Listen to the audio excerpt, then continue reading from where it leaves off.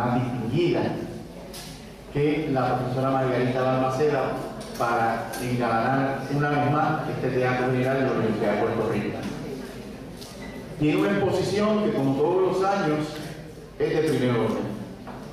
Y un poco tengo que reconocer que recientemente en la exposición y el trabajo extraordinario que se presentó en la biblioteca sobre los discípulos de Poe, ella tuvo una aportación de primer orden.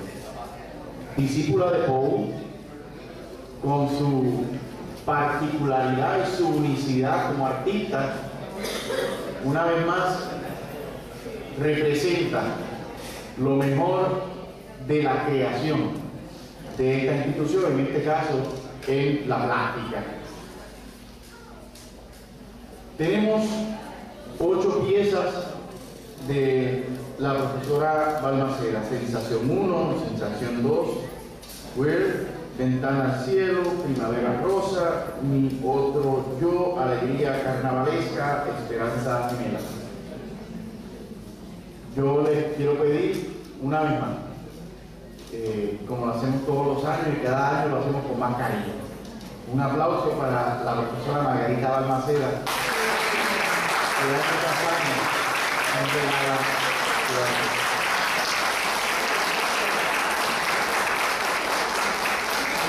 y como todo es cíclico, le dije que hace aproximadamente 2 meses se celebró el colectivo, ¿verdad?, de los discípulos de Poe. Yo espero que en los años por venir esa Comisión de las Artes, dado que la profesora Balmaceda ha sembrado tanto en nuestros estudiantes, podamos hacer una actividad sobre los discípulos de Margarita Balmaceda. Ojalá y eso sea así.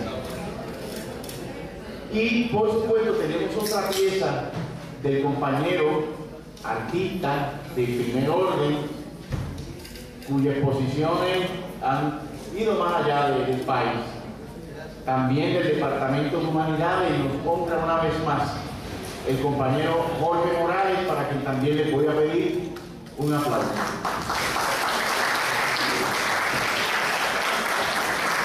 Así que espero que hayan disfrutado esas piezas, las sigan disfrutando, y en estos momentos pasamos a lo que es la segunda plenaria. Dejo con ustedes al moderador de la misma, el doctor Varela. Gracias, José Víctor. Y quisiera una vez más recordarle la bohemia de este sábado.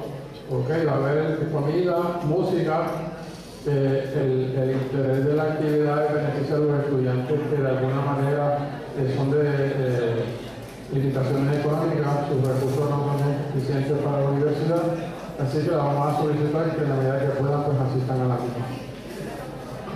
Bueno, vamos a la segunda plenaria. La persona que nos va a hablar en esta ocasión, una persona que ha sido bien activa, no tan solo en la economía, sino también en el campo político. Y es natural de Mayagüez, nació en Mayagüez, estudió en el recinto de Mayagüez un bachillerato de empresas, y luego hizo una maestría en planificación económica. También fue profesor de planificación económica, es planificador licenciado.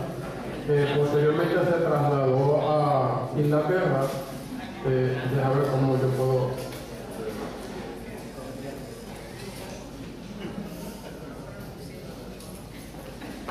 Y buscando universidad, sé que en Inglaterra. Sussex, ok. Sussex, ese es su doctorado en economía. Es miembro de la Asociación de Universidad de Puerto Rico y es miembro de varias asociaciones. Ha sido profesor toda su vida en el recinto de Mayagüez, ostenta el rango de catedrático. Y su tema va a ser panorama de la situación económica de Puerto Rico a 8 años de la Gran Recesión. De hecho, los economistas se han dicho muchas cosas, casi nunca están de acuerdo. No quiere decir que lo que dijo Alfredo lo vamos a contradecir, pero da una interpretación un poco diferente. De hecho, para darle sabor a ese aspecto, se dice que Cristóbal Colón fue el primer economista.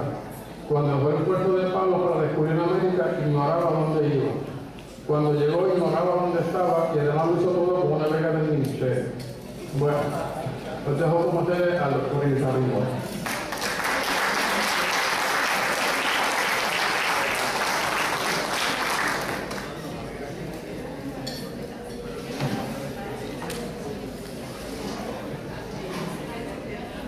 Muchísimas gracias por la invitación.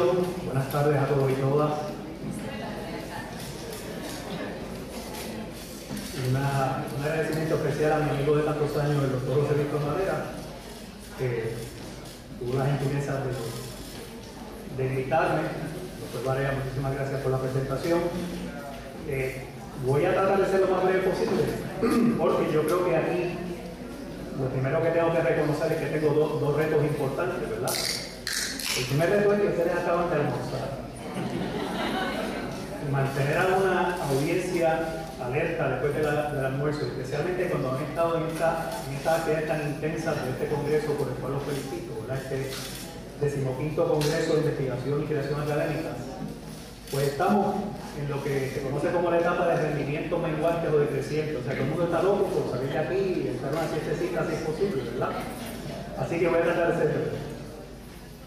Y el segundo reto que tengo, obviamente, es que el almuerzo no les caiga mal, por lo que yo voy a decir aquí. Yo no quiero provocar una indigestión a nadie, pero a mí me gustaría traer buenas noticias.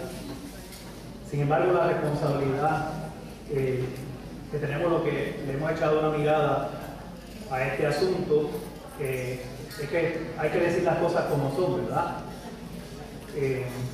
Y como la economía es tan dinámica, pues las cosas van cambiando aceleradamente.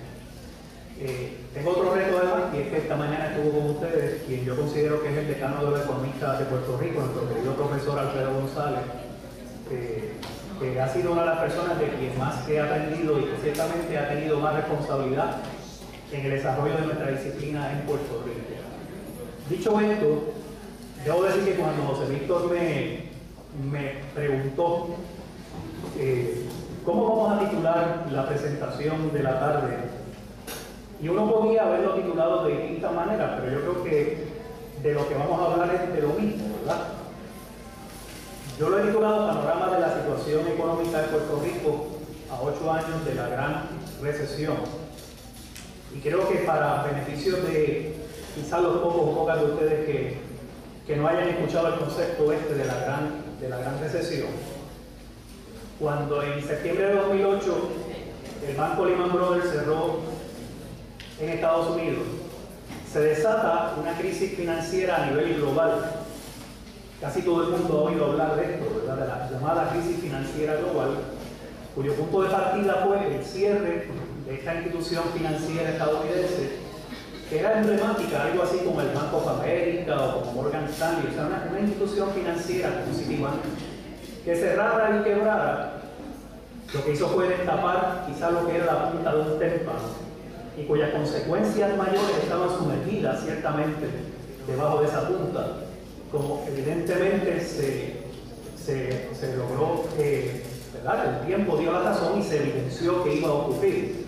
Así que ese periodo que para la economía internacional discurrió entre los años 2008 y 2010, se ha conocido en la literatura reciente como la Gran Recesión, para distinguirla de la Gran Depresión de los años 30, que como ustedes saben comenzó el 29 de octubre de 1929, curiosamente comienza a fines de la década del 20, ¿verdad? Pero su impacto mayor fue a principios de la década del 30. Así que la Gran Depresión de los años 30 del siglo XX lo consideramos no parte del periodo moderno de la economía contemporánea, y sí, esta Gran Recesión es, digamos, lo que fue el resultado de unas determinaciones que se tomaron en distintos países y quizás la consecuencia lógica de unas decisiones que habían tomado diversas naciones con respecto al sistema financiero, con respecto al sector inmobiliario, la compra y venta de viviendas en Estados Unidos y Europa, y cómo se estructuró, cómo se organizó el sistema financiero internacional. Yo no voy a hablar de eso en la tarde de hoy. Yo voy a hacer referencia posiblemente a algunos de estos aspectos, pero quiero centrarme en el caso de Puerto Rico, que es el que nos ocupa. Yo no sé si algunos de los ex-teenagers que están aquí, yo lo recuerdo cuando yo era niño, veían en aquel programa que se llamaba Esto no tiene nombre, y había un personaje que salía más o menos a mitad del programa y traía un termo y lo ponía así, decía, se llamaba Austero S. Severo. austero, ese severo. Y empezaba diciendo, era un personaje, era como que una caricatura de un profesor norteamericano, de uno de estos profesores prominentes de economía, y decía, hay que economizar, cueste lo que cueste. Y hasta una cancioncita le sacaron, ¿verdad? Y se quedó como una frase que es parte ya de nuestro trasfondo pueblerino de los últimos 30, 40 años. Desde que eso comenzó, yo no sé si ustedes lo recuerdan, hay algunos que aquí, algunas que no lo recuerdan, yo ciertamente era un niño cuando eso, no es que me la esté echando de joven, ¿verdad? Pero me acuerdo de eso. Y eso ocurrió y es el punto de partida que quiero utilizar en mi presentación. Cuando Puerto Rico entra por primera vez en una crisis económica, luego de 25 años de crecimiento, de deslumbramiento, Puerto Rico estuvo creciendo, si tomamos como punto de partida el año 1948, la economía de Puerto Rico hasta el año 1973, 25 años consecutivos.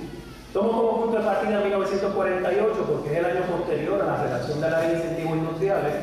Es el año que hay elecciones en Puerto Rico, gana el Partido Popular y pone en marcha Operación Mano a la Obra. Y con Operación Mano a la Obra comienza un periodo de crecimiento extraordinario en nuestra economía. Décadas del 50, décadas del 60, Puerto Rico despuntaba como uno de los países cuyo crecimiento económico era de los más altos del mundo, no estoy exagerando. Década del 60, un crecimiento anual promedio del 7% real, lo que eso significa es que crecíamos de verdad. Poquito menos de lo que crece China en los últimos 10 o 15 años, crecimiento extraordinario. Y entonces había la ilusión de que ese crecimiento iba a ser permanente. Es decir, que como la década del 50 fue de tanto crecimiento, y particularmente la década del 60, que ese crecimiento iba a ser permanente porque presuntamente se había sentado sobre unas bases sólidas, sobre unas bases endógenas, es decir, que respondía a la naturaleza de la estructura económica del país con bases sólidas. Sin embargo, la crisis económica internacional de mediados de los años 70, del 73 al 75, acabó con esa ilusión. Cuando se da la crisis económica internacional, llamada el primer golpe petrolero, ¿verdad? Traducido literalmente del inglés First Oil Shock, le llaman los economistas en Estados Unidos, la economía mundial entra en una profunda recesión. La primera de la época moderna, si tomamos como punto de partida el periodo de la posguerra, como punto de partida, ¿verdad?, hacia adelante. Puerto Rico sufrió las consecuencias de esa recesión por varias razones. Nosotros habíamos estado creciendo, sí, pero habíamos estado creciendo tomando prestado. Don Alfredo González, y me consta porque estuvimos hablando un rato antes de la presentación de esta mañana y estuvimos conversando sobre lo que él iba a decir, me imagino que puntualizó en su presentación lo que significó cómo la acumulación de riqueza en Puerto Rico no necesariamente respondió a los intereses de los puertorriqueños y cómo los puertorriqueños nos fuimos endeudando cada vez más. Y si alguien tenía alguna duda de que eso fue así, no hay más que leer el informe de ese primer economista que visita Puerto Rico en la época moderna. Ya va a ser 39 años de su informe. En octubre de este año se cumplen 39 años de la redacción del informe Tobin. James Tobin, profesor de economía de la Universidad de Yale, posteriormente ganador del premio Nobel, viene a Puerto Rico en 1975 y dice más o menos lo siguiente: la economía de Puerto Rico creció, pero el gobierno se endeudó, no le cobró impuestos a las grandes corporaciones que operaban en Puerto Rico porque la exención contributiva, es decir, el no pagar impuestos, se convirtió en la herramienta fundamental de atracción de capital, especialmente de capital manufacturero. Y encima de eso, esas corporaciones no crearon los empleos que decían que iban a crear. Es decir, no hubo un proceso de revisión de si esos incentivos que se estuvieron ofreciendo a partir del año 1947 iban a resultar en un crecimiento autosostenido de nuestra economía, si estábamos sentando las bases de nuestro sistema económico como si fuese un edificio, unas bases sólidas que le dieran carácter de permanencia a nuestro sistema económico. A mediados de los años 70 esa ilusión terminó. Y cuando Tobin produce su informe, el llamado informe Tobin, que no ofrece así la biblioteca, es el informe del Comité para el Estudio de las Finanzas de Puerto Rico. Ese es el título del informe que lo publicó entonces en el 76 la editorial de la UPR, de nuestra universidad. Cuando eso se publica, aquí medio mundo dijo, válgame, si nos habíamos metido en un lío realmente. De hecho, un economista antes que él, en la década de los 60, Genaro Vaquero, de la Universidad de Harvard, ex secretario de Comercio de Puerto Rico, lo advirtió, pero nadie le hizo caso. Nadie le hizo caso porque lo dijo en los años 60. ¿Y quién en los años 60 iba a predecir que Puerto Rico iba a entrar en un problema tan profundo? De modo que no es casualidad que para salir de esa crisis de mediados de los 70, en Puerto Rico se aprueban, llegan a Puerto Rico 3 programas. Siempre le digo a mis estudiantes en el recinto de Mayagüez, cuando hablo sobre este tema, ¿verdad?, que si el modelo era orientado hacia afuera y eran las variables de fuera las que habían mantenido al modelo durante los últimos 25 años, es decir, desde 1948 hasta el 73, lo que ocurría era, para sacar al modelo de la crisis, que es un modelo orientado hacia afuera, pues tendrían que ser variables que vendrían de fuera, variables exógenas, ¿verdad?, o de fuera. Así que en el año 75 se extiende a Puerto Rico el programa de cupones para alimentos, para subsidiar el consumo. En el año 76, el Congreso de Estados Unidos aprueba la sección 936 que sustituye la sección 931 para subsidiar la producción. 75 se subsidia el consumo, 76 se subsidia la producción y en el 77 se extiende a Puerto Rico el salario mínimo federal. No es casualidad que esto ocurriera en esos 3 años consecutivos, 75, 76, 77, y que esto le diera algo así como una respiración artificial a la economía de Puerto Rico para que la economía de Puerto Rico continuara tratar de recuperar el crecimiento. Los colegas que en aquel momento escribieron, muchos de los cuales fueron profesores nuestros posteriormente, incluyendo Alfredo González, que estuvo esta mañana aquí, escribieron muchísimas sugerencias importantes, pertinentes, que de haberse puesto en marcha nos hubiesen sacado de esa línea de crecimiento dependiente que llevábamos. Pero se pensó que con los cupones para alimentos, por lo menos se atenuaba o se reducía significativamente la posibilidad de una explosión social, de que la gente se levantara a protestar como había ocurrido en otros contextos, ¿verdad?, en otros países. Y que el subsidio a la producción, con la sección 936, combinado con los incentivos industriales de Puerto Rico, haría del aparato de producción industrial de Puerto Rico uno más fuerte y con un carácter de mayor permanencia. Y el salario mínimo federal aseguraría que aquellos que estuviesen cobrando un salario bajo, pues entonces tendrían un nivel de ingreso un poco más alto, lo que permitiría, por consiguiente, tener acceso a mayor cantidad de bienes y servicios. Presuntamente, con esos 3 elementos, el sistema se sostendría por mucho tiempo. Entonces vino la segunda crisis del 81 al 83, cuyas causas fueron fundamentalmente las mismas que exhibió la crisis de mediados de 1970. Le llaman el segundo golpe petrolero. La guerra allá entre el Shah de Irán y los ayatolás derrocan al Shah, los ayatolás están en el poder, ya llevan 30 años, más de 30 años, y entonces esto crea inestabilidad nuevamente en el mercado internacional del petróleo. Y Puerto Rico vuelve a coger el golpe. No solamente porque ya éramos 99% dependientes del petróleo para generar electricidad, sino porque ya habíamos entrado, y aquí en Ponce y los pueblos limítrofes, ustedes lo saben mejor que yo, se había confiado que en Puerto Rico las petroquímicas y las refinerías salvarían la economía del país. Cuando este proyecto de la refinería petroquímica se propuso, que dicho sea de paso fue a mediados de los años 60, antes de que hubiese crisis, se decía que se iban a generar 100.000 empleos en Puerto Rico con las refinerías petroquímicas. De hecho, Puerto Rico se convirtió en el tercer complejo petroquímico más grande del mundo, superado solamente por Holanda y por México en primer y segundo lugar, con una diferencia poco significativa, ¿verdad? Y es que Holanda y México tienen petróleo, nosotros no.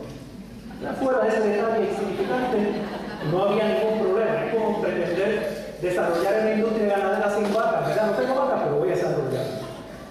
Y digo esto, y lo digo con toda la ironía del mundo, porque Puerto Rico fundamentó esa estrategia, el petróleo ajeno, bajo el fundamento de que siempre sería barato y abundante, hasta que la OPEP declaró el embargo a mediados de los 70, ocurre la guerra en Irán a principios de los 80, segundo golpe petrolero, cogemos el cantazo, y las 936 empiezan a tambalearse. Pero en Estados Unidos no hubo cambios.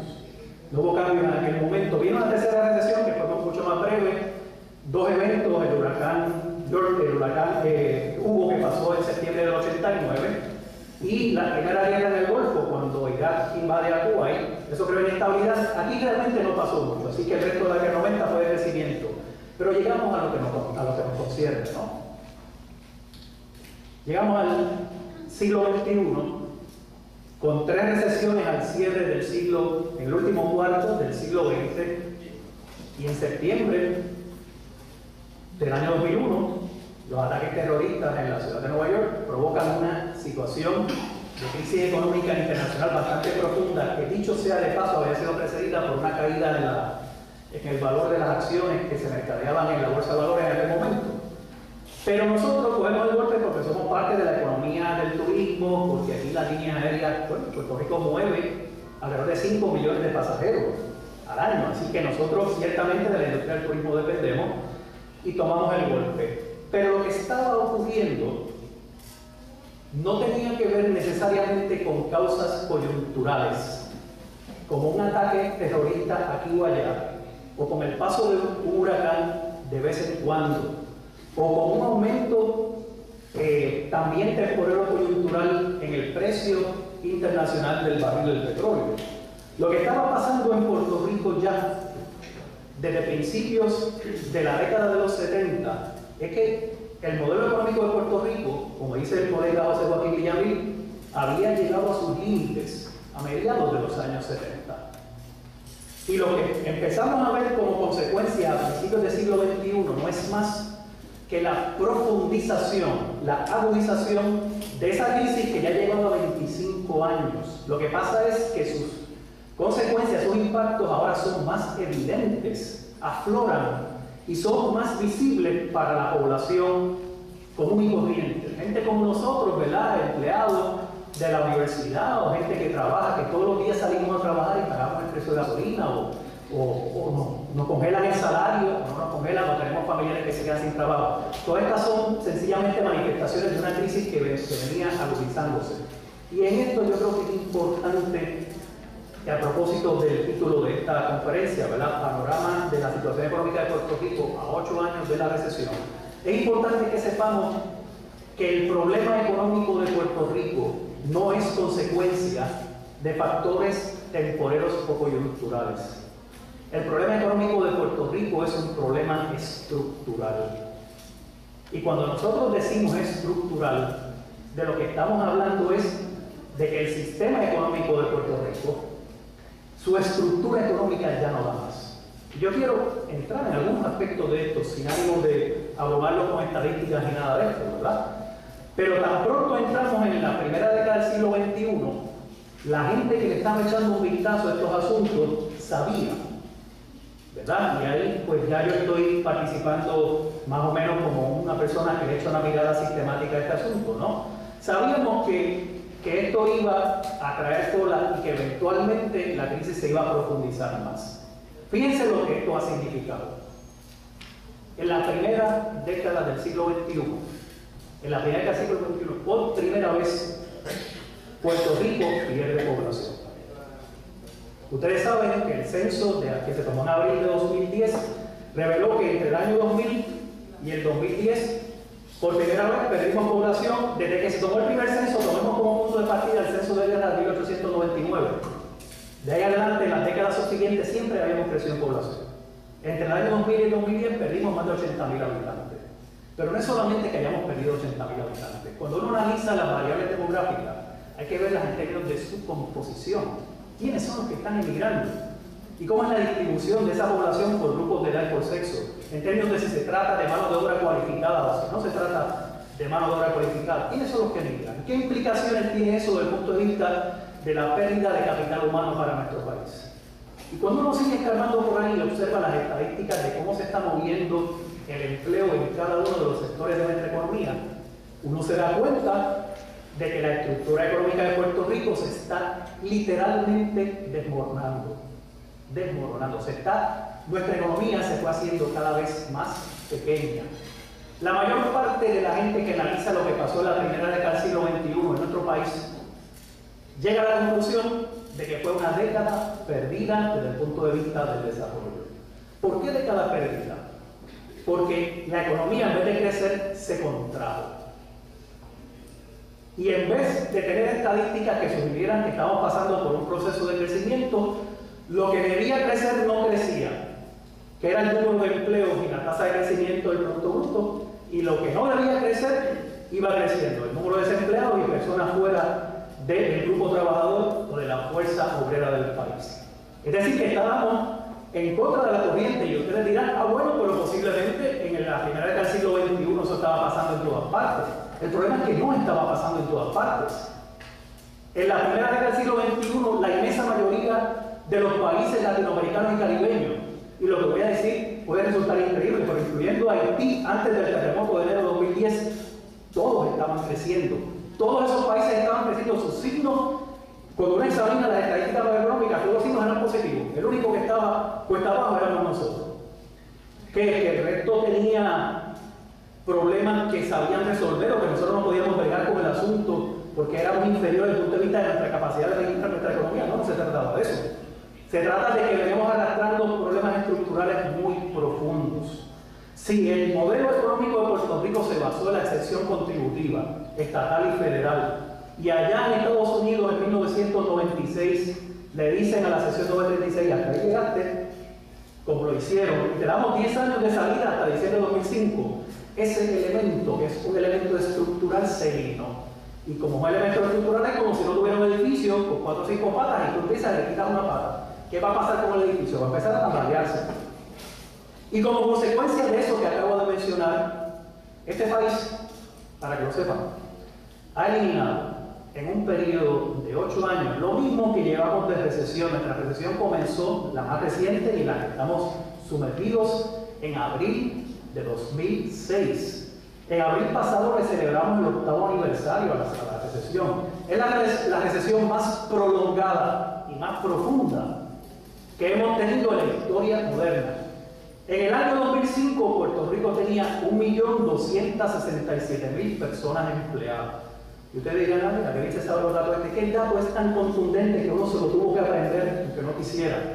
¿Y saben por qué uno se lo tuvo que aprender? Porque cuando uno sigue mirando las estadísticas, año fiscal tras año fiscal tras año fiscal, ahora mismo nosotros tenemos poco más de 1.025.000 personas empleadas.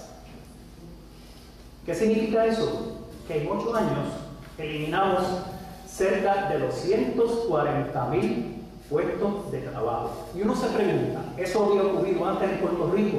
No, pero lo peor no es eso, no es que no hubiese ocurrido antes.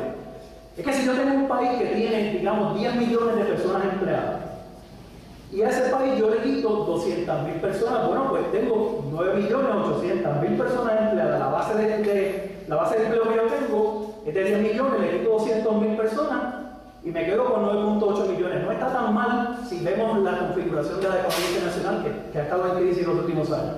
El problema es que la base nuestra no era 10 millones de empleados, era 1.200.000 personas.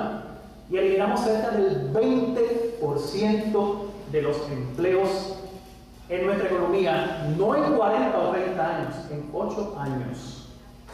Y cómo uno, objetivamente, puede sustituir, volver a crear 240.000 puestos de trabajo que se perdieron durante esos 8 años. ¿Cómo es posible que uno pueda en la industria de la construcción, en comercio, en servicios, en finanzas, en el sector gubernamental, en el turismo, en todos los sectores, en construcción y sobre todo en manufactura? ¿Cómo es posible que volvamos a crearlo? Está bien difícil, ¿saben? Porque cuando el gobernador actual de Puerto Rico llega a Fortaleza en enero del año 2013, plantea que va a crear 50.000 empleos. Fantástico, vale que 100, 150. La pregunta es si esos puestos de trabajo, si es que se crean, si es que esos 50.000 puestos de trabajo se crean, si van a ser igual de productivos que los 240.000 que se perdieron en los 7 años y pico anteriores. Ya estamos hablando de 8 años al presente. Y la respuesta es que no sabemos. Es más, lo que se anticipa es que no se puedan crear, porque la base productiva de nuestra economía se ha ido contrayendo. Hoy día, mayo de 2014, nuestra economía es 12% más pequeña que lo que era en el año 2000. Nuestra economía en este momento es 12%, en vez de crecer se achicó.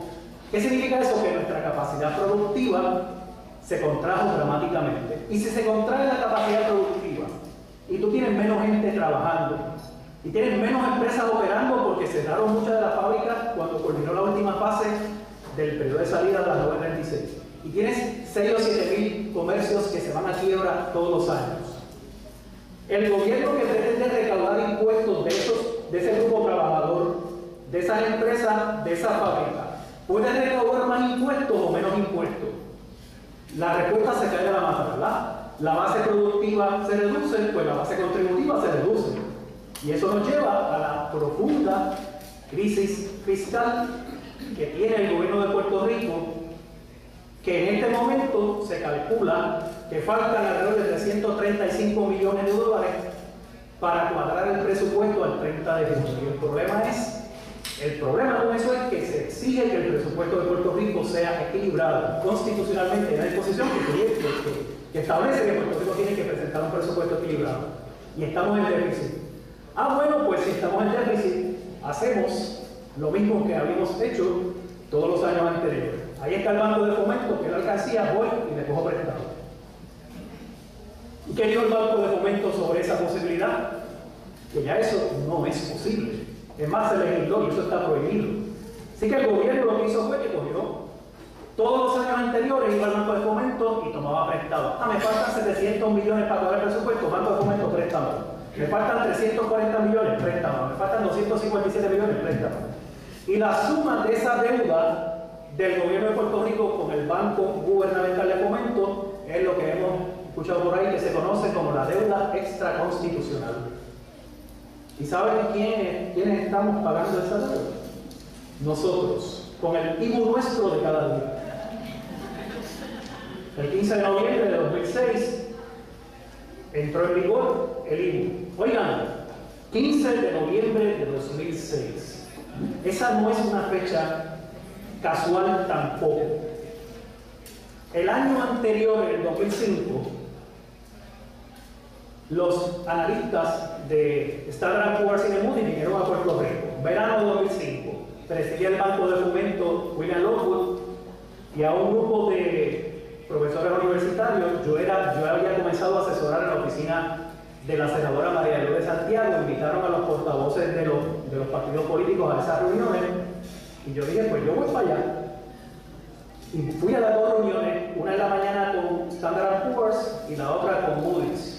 Y yo iba bajo la impresión de que esa gente no sabía lo que estaba pasando en Puerto Rico. Que estos eran unos empleados de esas dos agencias reguladoras que iban a aprender de lo que estaba pasando en Puerto Rico. Qué equivocado que estaba. Esa gente, los que vieron aquí, había uno de ellos que llevaba 10 años estudiando la finanza del gobierno de Puerto Rico y sabía el lío que nos habíamos metido. Sabía que la gente se estaba yendo.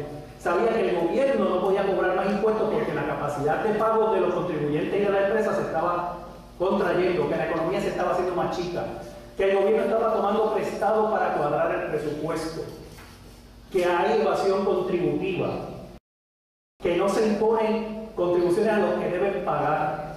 Y es curioso porque ese aspecto que acabo de mencionar lo mencionó Tobin en el 1975, hace 39 años, y posteriormente todo el mundo lo ha apuntado.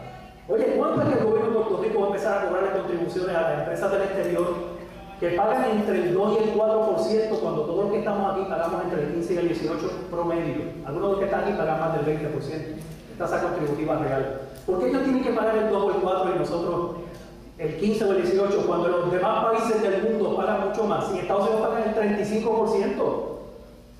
Entonces, Tobin lo señaló, la Oficina de Contabilidad General de Estados Unidos lo señaló, el Congressional Budget Office lo señaló, Pitt Marwick lo señaló, los estudios de la CEPAL lo señalaron, el Brookings Institution, el Centro para la Nueva Economía, todos los estudios de dentro y de fuera de Puerto Rico, realizados por medio mutuo, academias, instituciones privadas, etcétera, gobierno federal, todo le dice al gobierno de Puerto Rico, gobierno de Puerto Rico, ¿cuándo tú vas a empezar a cobrarle contribuciones a esas empresas que se llaman 30 o 35 mil millones de dólares todos los años de la economía de Puerto Rico y no pagan impuestos apenas? Entonces tú no puedes seguir imponiéndole contribuciones a la gente y a los empresarios locales y darle exención a las empresas que sí tienen capacidad de pago. Y finalmente aprobaron el impuesto de un 4% temporero, que ha aumentado las finanzas del gobierno en los últimos 4 o 5 años. Se han recaudado sobre $2.000 billones. En algún sentido, ¿verdad? Parte de la garata que yo estuve dando cuando fui candidato a la gobernación, algunos de ustedes sabrán que yo fui candidato a la gobernación, perdí por un chipito así nada más, pero y una de las cosas que este servidor, no porque este servidor lo haya dicho, no porque yo lo haya dicho, es que muchos colegas lo habían estado diciendo, que había que equilibrar la responsabilidad contributiva del país.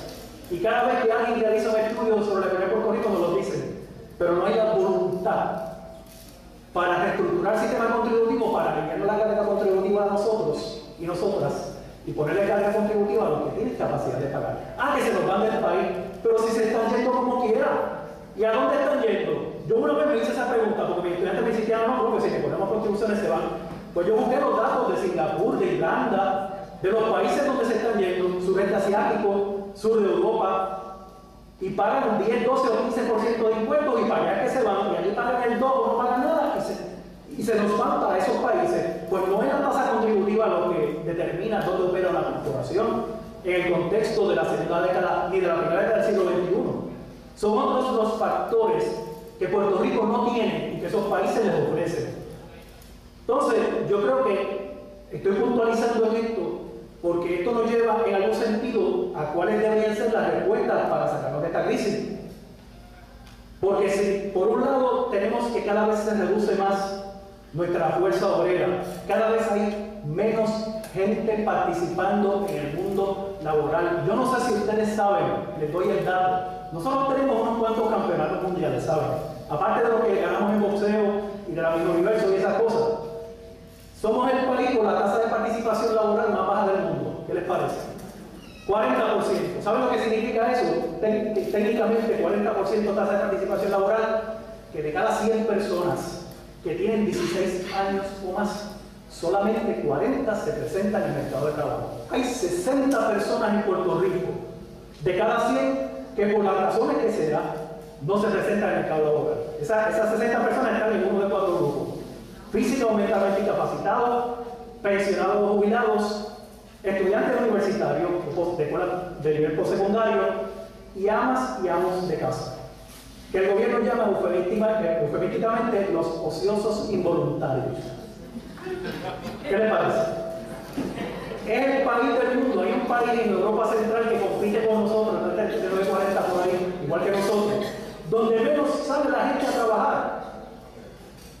Y la pregunta es, ¿y los demás países cuánto es esa tasa de participación, que en nuestro caso es 40? 58, 60, 65%, y en algunos países del sureste asiático es 70%. De cada 100 personas, 70 se presentan al mercado de trabajo. Quiere decir que nosotros tenemos una carga social brutal, por pensar una frase que usan los jóvenes hoy en día, ¿verdad? Espectacular. La poca gente que trabaja se echa encima no solamente la responsabilidad contributiva, sino la carga de ese gran sector poblacional que no produce y que cada vez es más grande. Entonces fíjense cómo aquí, como ese refrán de pueblo, se juntan el hambre y la necesidad. Un país cuya capacidad productiva se contrae dramáticamente en los últimos 8 o 10 años. Un país cuyo sector industrial principal, la manufactura, ha perdido en los últimos 8 años más de 90.000 puestos de trabajo. Un país en el que el gobierno se enfrenta a una situación difícil porque dice, o resuelvo el problema del déficit presupuestario que está aquí, o resuelvo el problema de la crisis económica profunda que empezó en abril de 2006 y no hemos salido de ella.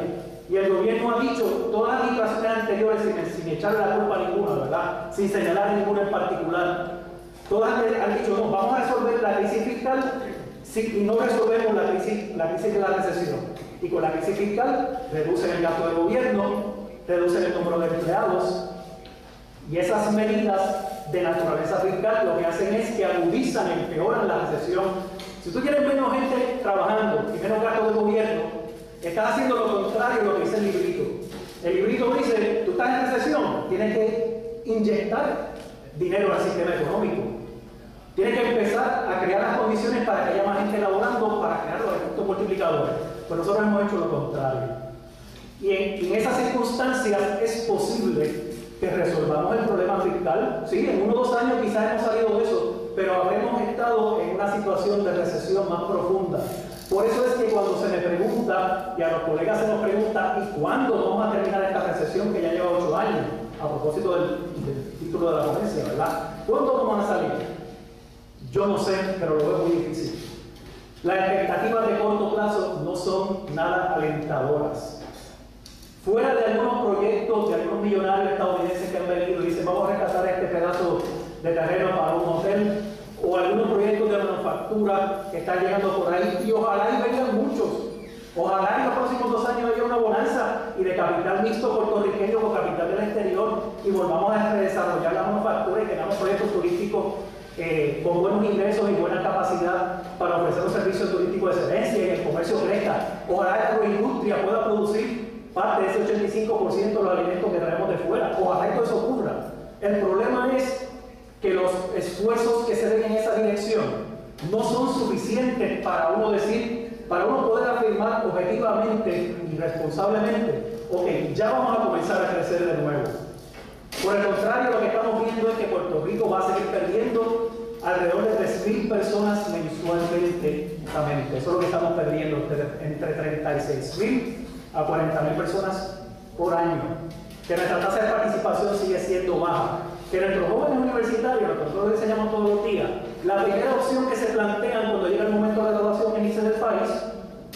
Pero ¿cómo se van a quedar si aquí tenemos un problema de desempleo estructural que lo hemos tenido durante décadas y no lo hemos enfrentado?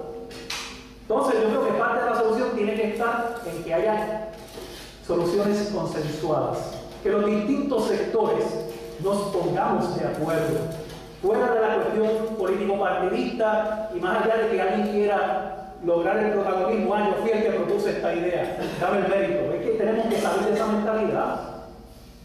Si no, vamos a seguir la recesión. Fíjense que llama mucho la atención, y con esto voy terminando, llama mucho la atención que es la primera vez en la historia moderna que Puerto Rico entró en una recesión antes que la economía de los Estados Unidos. ¿Cómo es eso? Bueno, pues en los 70, Estados Unidos entró en primera recesión y con unos meses de rezago entramos nosotros. Principios de los 80 igual, 90-91 igual, septiembre 11 2001 igual. Ahora la economía mundial entró en recesión en septiembre de 2008, la gran recesión 2008-2010. Nosotros llevamos 2 años y medio en la recesión. Eran unos factores nuestros, endógenos, estructurales. La crisis fiscal del gobierno venía arrastrándose, esa deuda había que pagarla. Sabíamos que estábamos perdiendo competitividad a nivel internacional, sabíamos que nuestra economía se estaba contrayendo, sabíamos que teníamos que tener la posibilidad de generar mayor cantidad de empleo, producción e ingresos, porque quien no hace eso no echa para adelante. Entonces el resto de los países lo han estado haciendo y nosotros no lo estamos haciendo. Obviamente hay unas restricciones de naturaleza política e institucional en esto, ¿verdad? Y yo he participado de la vida pública y no quiero convertir esto en una tribuna política aquí, pero esas restricciones las conocemos. Pero aún con las restricciones que tenemos, si tuviésemos voluntad, pudiésemos comenzar ahora a dar los pasos en la dirección correcta. Pero tendríamos que tener consenso. Los empresarios tienen que ceder, los sindicatos tienen que ceder también. Los universitarios tenemos también que aportar generosamente. El sector gubernamental tiene que ceder también. O sea, en los países que han logrado salir de recesiones o de situaciones profundas como las que estamos pasando en Puerto Rico, es porque se pusieron de acuerdo y se olvidaron del protagonismo y quién tiene la razón. Si nosotros no logramos eso como sociedad, definitivamente vamos a estar un buen rato hablando de esto, y quizás aquí a un par de años, si ustedes hacen esta actividad y vuelven y me invitan a hablar, a lo mejor les digo, vean el videotec de hace 2 años, porque estamos exactamente en la misma situación. Ojalá y nos equivoquemos y digamos, comenzamos a tomar los pasos en la dirección correcta, logramos unos consensos, la economía empezó a recuperarse, estamos ocupando un papel importante, ¿verdad?, en la economía internacional. Hemos logrado instrumentos como sociedad, como país, que son necesarios, urgentes, para poder echar nuestra economía hacia adelante. Pero si seguimos con es como una obstinación, ¿verdad?, de que cada cual quiere tener la razón y nadie da su brazo a torcer, entonces no vamos a echar para adelante. No vamos a poder superar esta crisis, y yo creo, como persona optimista, que tenemos la capacidad para hacerlo, porque tenemos el conocimiento, la experiencia, tenemos la gente que trabajó para construir el país, tenemos la gente que tiene la experiencia, estamos nosotros mismos que nos dedicamos a la educación y que todos los días echamos, ¿verdad?, el resto con nuestros estudiantes, y están nuestros alumnos que están deseosos de hacer cosas interesantes, pero tenemos que crear las condiciones para que las puedan hacer.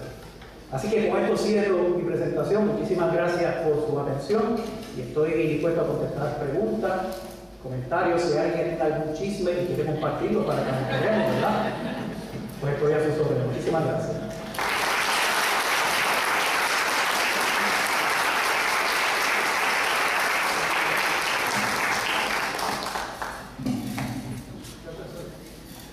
Pues muchas gracias al doctor Gary Mora por su presentación. De hecho, ha sido interesante porque, si se fijan, fue una continuación de lo que dijo Alfredo. Alfredo empezó en 1950, se extendió hasta el presente, pero en el presente no hizo tanto énfasis. Y pues Edwin realmente lo retoma desde los 70, analiza perfectamente lo que pasa en el 70 y nos trae a la crisis actual. Y yo quisiera añadir un par de datos estadísticos que agudizan esta situación. Él menciona los años 70, la crisis del petróleo, menciona los cupones, menciona los 936, y otra cosa que llega en el 76, que parece trivial, es la beca Bell, que representa hoy 1.000 millones para la educación en Puerto Rico. Y otro elemento estadístico es que en 1960 un barril de petróleo costaba 10 centavos. Por eso era que la industria de la refinería era atractiva, porque el costo era mínimo. Y ya en el 75 subió a $42. Ahí desapareció la industria. De hecho, yo creo que no queda ninguna en Puerto Rico, ¿verdad? Todas refinerías. ¿Queda algo? Debe ser un recuerdo básico. Bueno, pues obviamente imagino que algunas personas que quisieran hacer alguna pregunta, y Harry tiene una.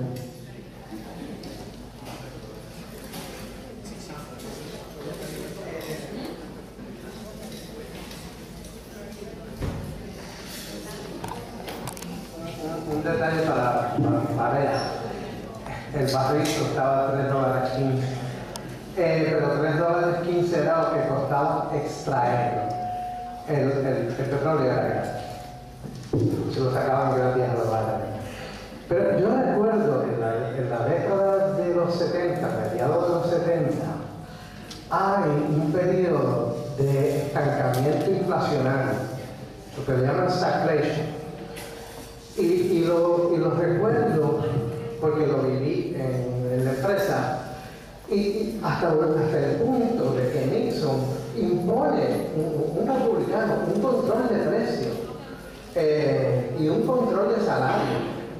Y ese era un periodo muy difícil, y yo creo que de ese periodo, siguiendo el pensamiento de Harvey, el capital comienza a tratar de ganar terreno perdido a las uniones obreras y a las personas que reciben fondos por beneficencia pública, etcétera, etcétera. Pero nosotros lo sentimos. Es más, el precio del oro subió, el cemento no se conseguía. Las pieles, me recuerdo que estaba el zapato, no había pieles, las pieles subieron de momento. La gente empezó a acumular commodities porque no creía en la moneda, y eso fue bien importante. Totalmente de acuerdo. Ha descrito muy bien lo que pasó en medio de los 70. Solamente añadir que en aquel momento los economistas se estaban volviendo locos, porque fue la primera vez, como muy bien sugiere el profesor, que tuvimos al mismo tiempo el fenómeno de la recesión en la economía internacional con un aumento en precios. Y la teoría macroeconómica nos había enseñado que si había inflación no había recesión, que si había recesión no había inflación. Y ahí tuvimos estancamiento con inflación, lo que se conoce como stagflation. Entonces hubo que revisar la teoría económica. Pero más que todo fue qué decisiones se iban a tomar a nivel de política pública en los distintos países del mundo que eran dependientes del petróleo y que teníamos entonces una situación difícil de aumento dramático en los productos y los servicios, no solamente vinculados al petróleo y sus derivados, ¿verdad? Aceites, lubricantes, gomas, plásticos, etcétera, combustibles, sino a todo lo que depende de manera indirecta, el aire acondicionado, el precio de los alimentos de supermercado que paga más electricidad y se aumenta el alimento porque tiene que pagar más electricidad. Todo eso ocurrió a mediados de los 70. Y como he dicho y sostengo, ¿verdad? Y no soy el primero que habla de esto, pero ciertamente fue el punto de partida de la crisis que tenemos ahora. Esta crisis comenzó a manifestarse a mediados de los años 70, sin lugar a dudas. Sí, díganme.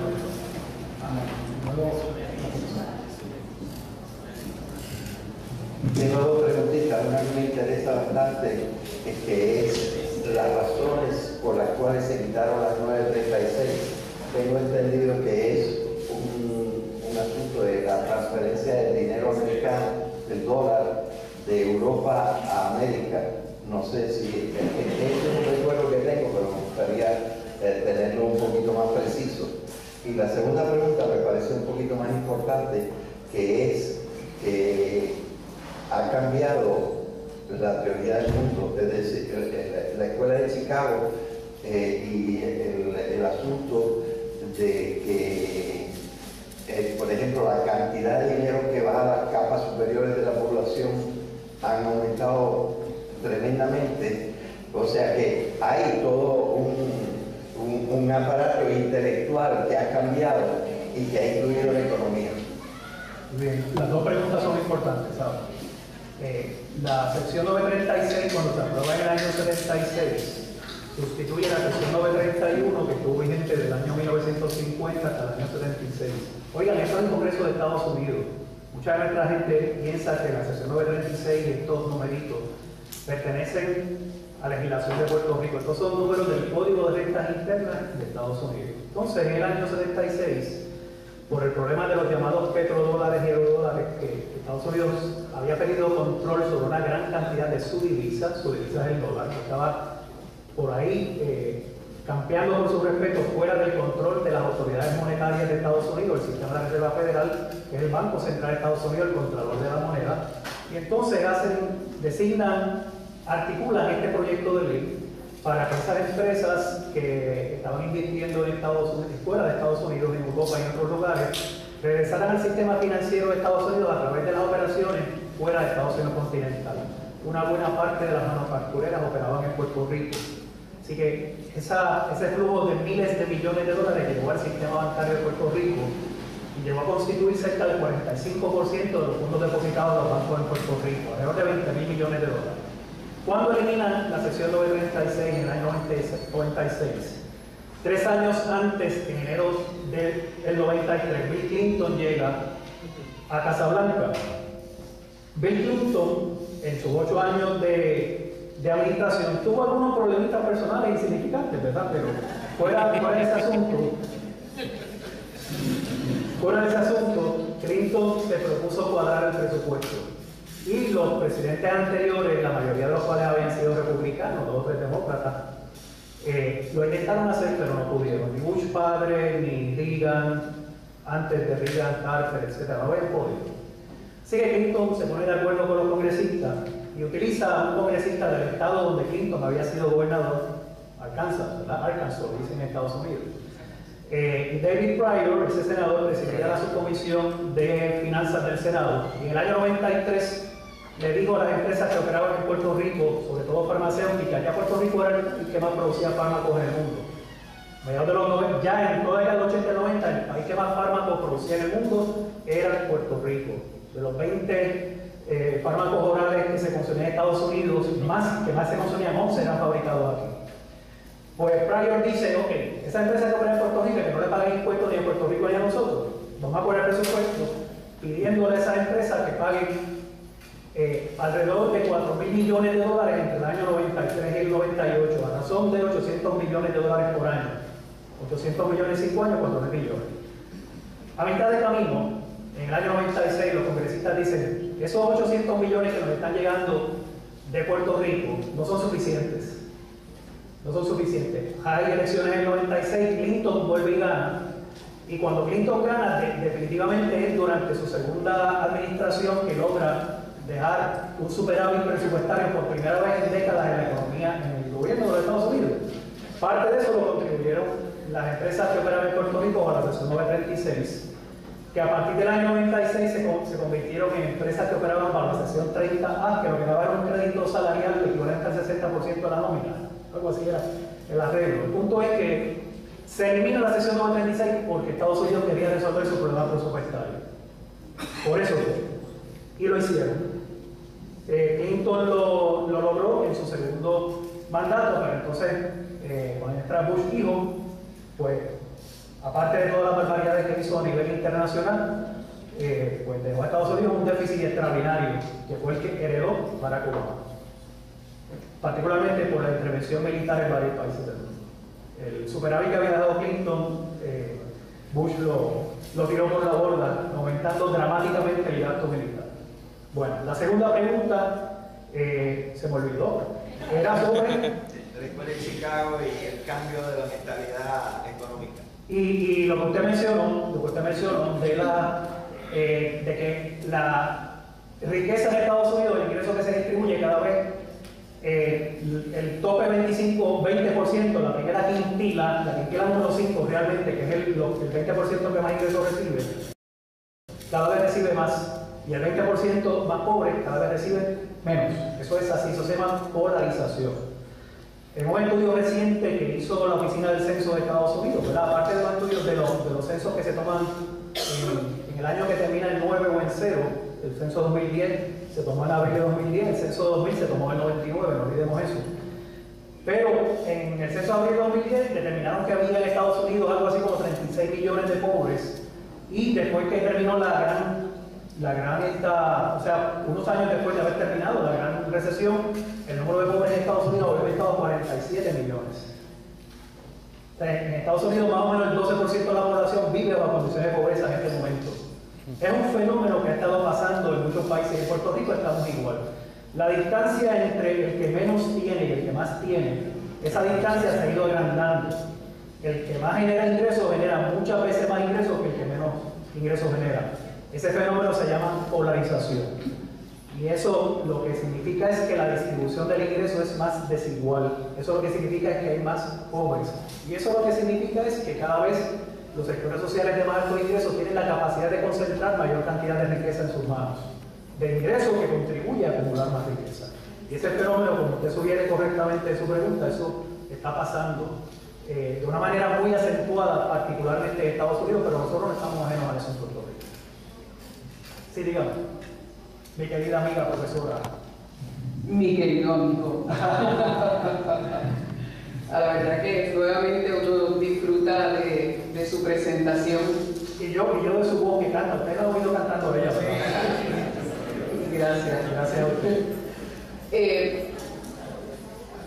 En verdad que sí estamos en una situación difícil. La universidad no deja de ser parte de tener un impacto en esa situación difícil. Bajo la administración del licenciado Antonio García Padilla, una de las cosas en las cuales se puntualizó fue el poder aumentar el valor de nuestro fondo total y definitivamente se logró.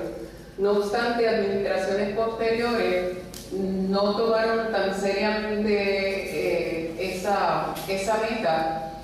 Y en este momento nosotros estamos viviendo una disminución, una tendencia bajista en lo que nosotros recibimos del gobierno central, con unas necesidades que definitivamente siguen siendo inminentes. ¿Cómo usted, como economista, ve el panorama de la universidad ante una situación difícil y una proyección o una perspectiva futura igualmente difícil? Primero, coincido con usted en su apreciación de la gestión, a mi juicio, muy importante del licenciado Antonio García Padilla cuando fue presidente de la universidad, hermano del hoy gobernador Alejandro García Padilla, el licenciado Antonio García Padilla, catedrático de Derecho en la UPF, tanto cuando fue decano de la Escuela de Derecho como bajo la presidencia, a mi juicio, y un una opinión personal que veo que compartimos, hizo gestiones muy importantes para aumentar los recursos financieros de nuestra universidad. Eso, como usted sugiere, no continuó. Y yo veo con mucha preocupación el asunto del presupuesto. En este momento soy senador académico en Mayagüez. Hemos estado mirando el asunto porque hay la intención de volver a reducir lo que nos corresponde, que es 9.6% de los ingresos, lo que se conoce como las rentas periódicas del gobierno central, el promedio de los 2 años fiscales anteriores de esos ingresos, supone que se llama toque, el año fiscal subsiguiente a esos 2 años. Si se reducen los recaudos del gobierno, como en efecto ha estado ocurriendo, automáticamente nosotros nos baja el presupuesto. Pero aparte de eso, si hay directrices específicas de la legislatura, que aparte de tener, está obligada a asignarnos ese 9.6%, pueden tomar determinaciones para excluir de esa fórmula partidas específicas, que fue lo que pasó con la administración gubernamental anterior. Excluyeron partidas específicas y nuestro presupuesto de la universidad se redujo en más de $100 y pico millones. Hemos vuelto a tener esos fondos, pero como el problema del país que expliqué desde el punto de vista del recaudo es que recaudamos menos, automáticamente nos reduce. Se nos reduce el presupuesto asignado por la legislatura. Por consiguiente, yo creo que las iniciativas como el Fondo Total, fondos que se logren a través de la obtención, a través de fundaciones, por ejemplo, de iniciativas de investigación. Pienso también en la posibilidad de que el profesorado, a través de la práctica, lo que llaman prácticas intramurales, que nosotros podamos atraer fondos también a través de nuestra práctica profesional. Eso es algo que ya existe, de hecho está reglamentado. Y hay varios profesores y profesoras de varios recintos, ciencias médicas, biopiedra, etcétera, que no sé si aquí funciona el programa, ¿verdad? Pero sí está reglamentado. Yo creo que en ese sentido hay formas de volver a traer recursos financieros a la universidad, pero honestamente, si la pregunta es a corto plazo, si vamos a tener más recursos, yo creo que vamos a tener menos recursos. A corto plazo, ya el próximo año fiscal sabemos que no podemos llenar todas las plazas que necesitamos. Entonces, esto es como un círculo vicioso, porque si no tenemos todas las plazas llenas, entonces el fondo de retiro de la universidad se afecta porque los cotizantes son menos. Y si hay menos plazas docentes y no docentes cubiertas, entonces el fondo recibe menos y como sabemos, ya estamos llegando al momento en que el número de retirados supera al número de empleados activos y por consiguiente se desangra el sistema de retiro, se crea lo que se conoce como un problema actuarial, que es que se paga más de lo que se recibe. Y eso yo creo que lo tenemos que evitar a toda costa. Así que son muchas las implicaciones de no tener los fondos disponibles. Gracias. Sí, adelante. Saludos. Muchas gracias. Yo lo quiero traer precisamente a esa esfera que pasó marginalmente y evitó entrar, que es la esfera política, ¿verdad? Y no solamente al referirme al asunto del estatus y la falta de soberanía, que a todas luces, ciertamente no tener personalidad política en el mundo, en este mundo globalizado, tiene unas consecuencias claras, sobre todo la falta de opciones, ¿no? Opciones o para salir de la crisis o para acrecentar, ¿verdad? Porque soberanía tiene Irlanda también y está sumida en una profunda crisis. En el otro aspecto político, que es el aspecto institucional, ¿verdad? Y ya al final de su ponencia usted comienza a traer quizás lo que es una de sus propuestas para ir solucionando el asunto. Yo creo que acertadamente se habla de la voluntad. Y cuando yo escucho voluntad, pienso en la voluntad política, ¿verdad? Pero un poco retomando aquí lo que el profesor también introdujo hablando de la escuela de Chicago y demás, pues entonces tendríamos que hablar un poco sobre el neoliberalismo, ¿verdad? Como doctrina política, no solamente económica. Y a veces tenemos la noción que nuestras instituciones están ahí, quietas, que no se han transformado, que llevan 50 años sin transformarse. Quizás eso es una media verdad. Yo pienso que están en una profunda transformación, ¿verdad? Actualmente, una profunda transformación, pero una transformación que ciertamente corresponde a esa doctrina política de la economía capitalista contemporánea, que es el neoliberalismo, que en gran medida responde a esto que David Harvey llama los procesos de acumulación o de posesión, pues lo que estamos viendo actualmente en nuestras instituciones estatales en Puerto Rico. la reforma del plan de retiro de los empleados públicos, de los maestros. El IBU es una política de desposesión, por ejemplo. Así que yo creo que eso va son institucionalidades que se han ido transformando. Y yo creo que es importante atender entonces ese asunto político, por un lado. Yo también lo creo, también así que me postulé 5 veces. Alcalde, representante, senador, hasta gobernador. Nunca lo he hecho. Creo que la cuestión política es fundamental. Y una realidad también jurídico-política, que también ha habido una transformación normativa importante, en donde se han creado, por ponerlo de una manera, unos loopholes o unos cráteres, por ejemplo, con el caso de Citizens United versus Federal Commission en Estados Unidos, que le ha dado acceso a las grandes empresas, a las grandes corporaciones, a insertarse de lleno en las campañas políticas. ¿Cómo funcionaría la cuestión de la voluntad en ese sentido, verdad? Por un lado, cuando tenemos un sistema político y jurídico que simplemente se ha transformado en los últimos 15, 20 años para responder, ¿verdad?, a esas entidades que han acumulado grandes riquezas. Y finalmente, el acuerdo. Esa es la otra propuesta, el acuerdo. Yo cuando escucho acuerdo, yo creo que hay que comenzar a hablar sobre quitar esa noción de neutralidad al acuerdo. Los acuerdos no son neutrales, ¿verdad? Argentina no sale de su crisis en el 2001 por llegar a un acuerdo.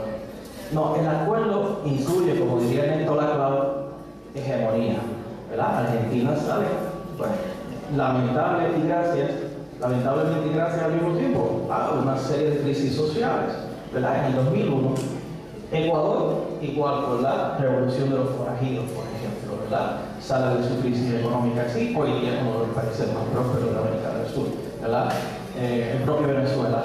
¿Qué salió de Venezuela? Sí, el Caracazo del 89, ¿verdad? Así que era un poco para provocar la reacción. Gracias. Sí, yo creo que la profundidad de la pregunta, ¿verdad?, merecería mucho más tiempo del que tenemos en este momento. Pero me parece que en el meollo del comentario está cómo incide cada uno de los grupos de interés, especialmente los grupos privados que han ido ganando terreno y reclamando un espacio en el contexto de la imposición y de la vigencia y un poco del éxito del paradigma neoliberal, ¿no? A partir de los 80, con Reagan y con Thatcher, al principio de los 80, esa llamada contrarrevolución neoclásica, ¿no?, en la teoría económica. Yo creo que eso coincidimos en que se está transformando, quizás una muestra, solamente una muestra de cómo se han ido transformando las cosas. Y en esto hemos conversado mucho con el colega Francisco Catalá, que supongo que en algún momento habrá estado con ustedes acá en alguna conferencia. No sé si nos han traído para presentar su libro reciente que habla precisamente sobre algunos de los temas que el colega nos trae. Un poco es que están empezando a revertirse procesos que se dieron en la década de los 80 y los 90 de privatización, bajo las distintas modalidades de privatización, pero sobre todo la venta de activos del sector gubernamental al sector privado, o la transferencia de la gerencia o administración, digamos, de represas en algunos países centro y sudamericanos, o las telecomunicaciones. En varios de estos países se ha revertido. El Estado ha vuelto a hacerse cargo de esto. En los 80 y los 90 reclamó el sector privado, yo puedo hacer mejor que tu gobierno esta función, o por lo menos vamos a compartirla, ¿verdad? Y subieron todas estas veintitantas modalidades de privatización, que algunas de ellas realmente era subcontratación del sector privado. Y esto ha empezado a cambiar. Es decir, no era el paradigma de la privatización o de las propuestas neoliberales de desreglamentación, deregulación, gobierno quítate del medio, etcétera, etcétera. Un poco los consejos de Friedman y de la Universidad de Chicago, que Pinochet los aprovechó muy bien allá en sus años, ¿verdad?, en el poder en Chile. Esto ha empezado a cambiar. Entonces, yo creo que esa es un poco la respuesta a esa pregunta, pero tiene que haber, cuando yo hablaba de consenso, y coincidimos, no podemos hablar de consensos y de acuerdos como un cliché. De hecho, si uno quiere ser simpático políticamente, en la campaña política lo único que uno tiene que repetir todo el tiempo es: yo voy a buscar consenso entre todo el mundo, los acuerdos, yo voy a complacer a todo el mundo, como quien dice. Y coincidimos en que no puede haber neutralidad en eso. Cada sector sabe que pierde o que gana en esa negociación. Es más, y lo contabilizan, saben lo que ganan y lo que pierden. Así que, más allá de esos acuerdos, a veces es un pulseo, una negociación donde alguien al final se impone. Pero creo que hay ejemplos recientes, en el caso de Oceanía, el caso de Nueva Zelanda, por ejemplo, unas negociaciones que se dieron en Irlanda antes de la crisis reciente de Irlanda. Lo que está pasando en este momento en Grecia y lo que está pasando en España, el proceso está lento, particularmente en España, dificulta el que haya un partido conservador en el poder, el Partido Popular y Rajoy, que se opone a muchas de las iniciativas que surgen de los sectores no gubernamentales. Pero lo cierto es que estas son las cosas que tienen que ponerse en marcha. Y el reclamo que hacemos algunos es que las pongamos en marcha en Puerto Rico también. Y sabemos que hay que estar dispuesto a ceder. ¿Hasta cuándo va a ceder cada sector? Bueno, hasta que sus intereses se le afecten fundamentalmente y digan: yo estoy dispuesto a llegar hasta aquí nada más, yo no puedo ceder más. Pero esa negociación se tiene que dar. Así que creo que la pregunta y la premisa son absolutamente correctas, merecerían quizás un poco más de tiempo para profundizar en ellas. Pero sí, coincidimos en que los cambios institucionales se están dando, y aludiría al libro de Francisco Catalán, el doctor Francisco Catalán, profesor jubilado de Piedra, porque él, una de las cosas que hace es que rescata el modelo institucionalista de Rexford Tocqueville, que por esas cosas de la vida fue el último gobernador norteamericano que estuvo en Puerto Rico, pero probablemente ha sido el más capacitado que ha tenido el país, porque era un liberal norteamericano que, más allá de liberal, se consideraba a sí mismo como una persona creyente en principio, más allá de las reglas del capitalismo de mercado, de la economía de mercado. Y eso le costó mucho, le costó políticamente, le costó cuando fue gobernador de Puerto Rico también. Así que básicamente estoy sugiriendo una presentación aquí del libro de Francisco. Y sé que la van a disfrutar mucho porque es en la línea de lo que ambos profesores preguntaban hace un momentito. Bueno, pues muchas gracias. Una pregunta, adelante, sí, por favor.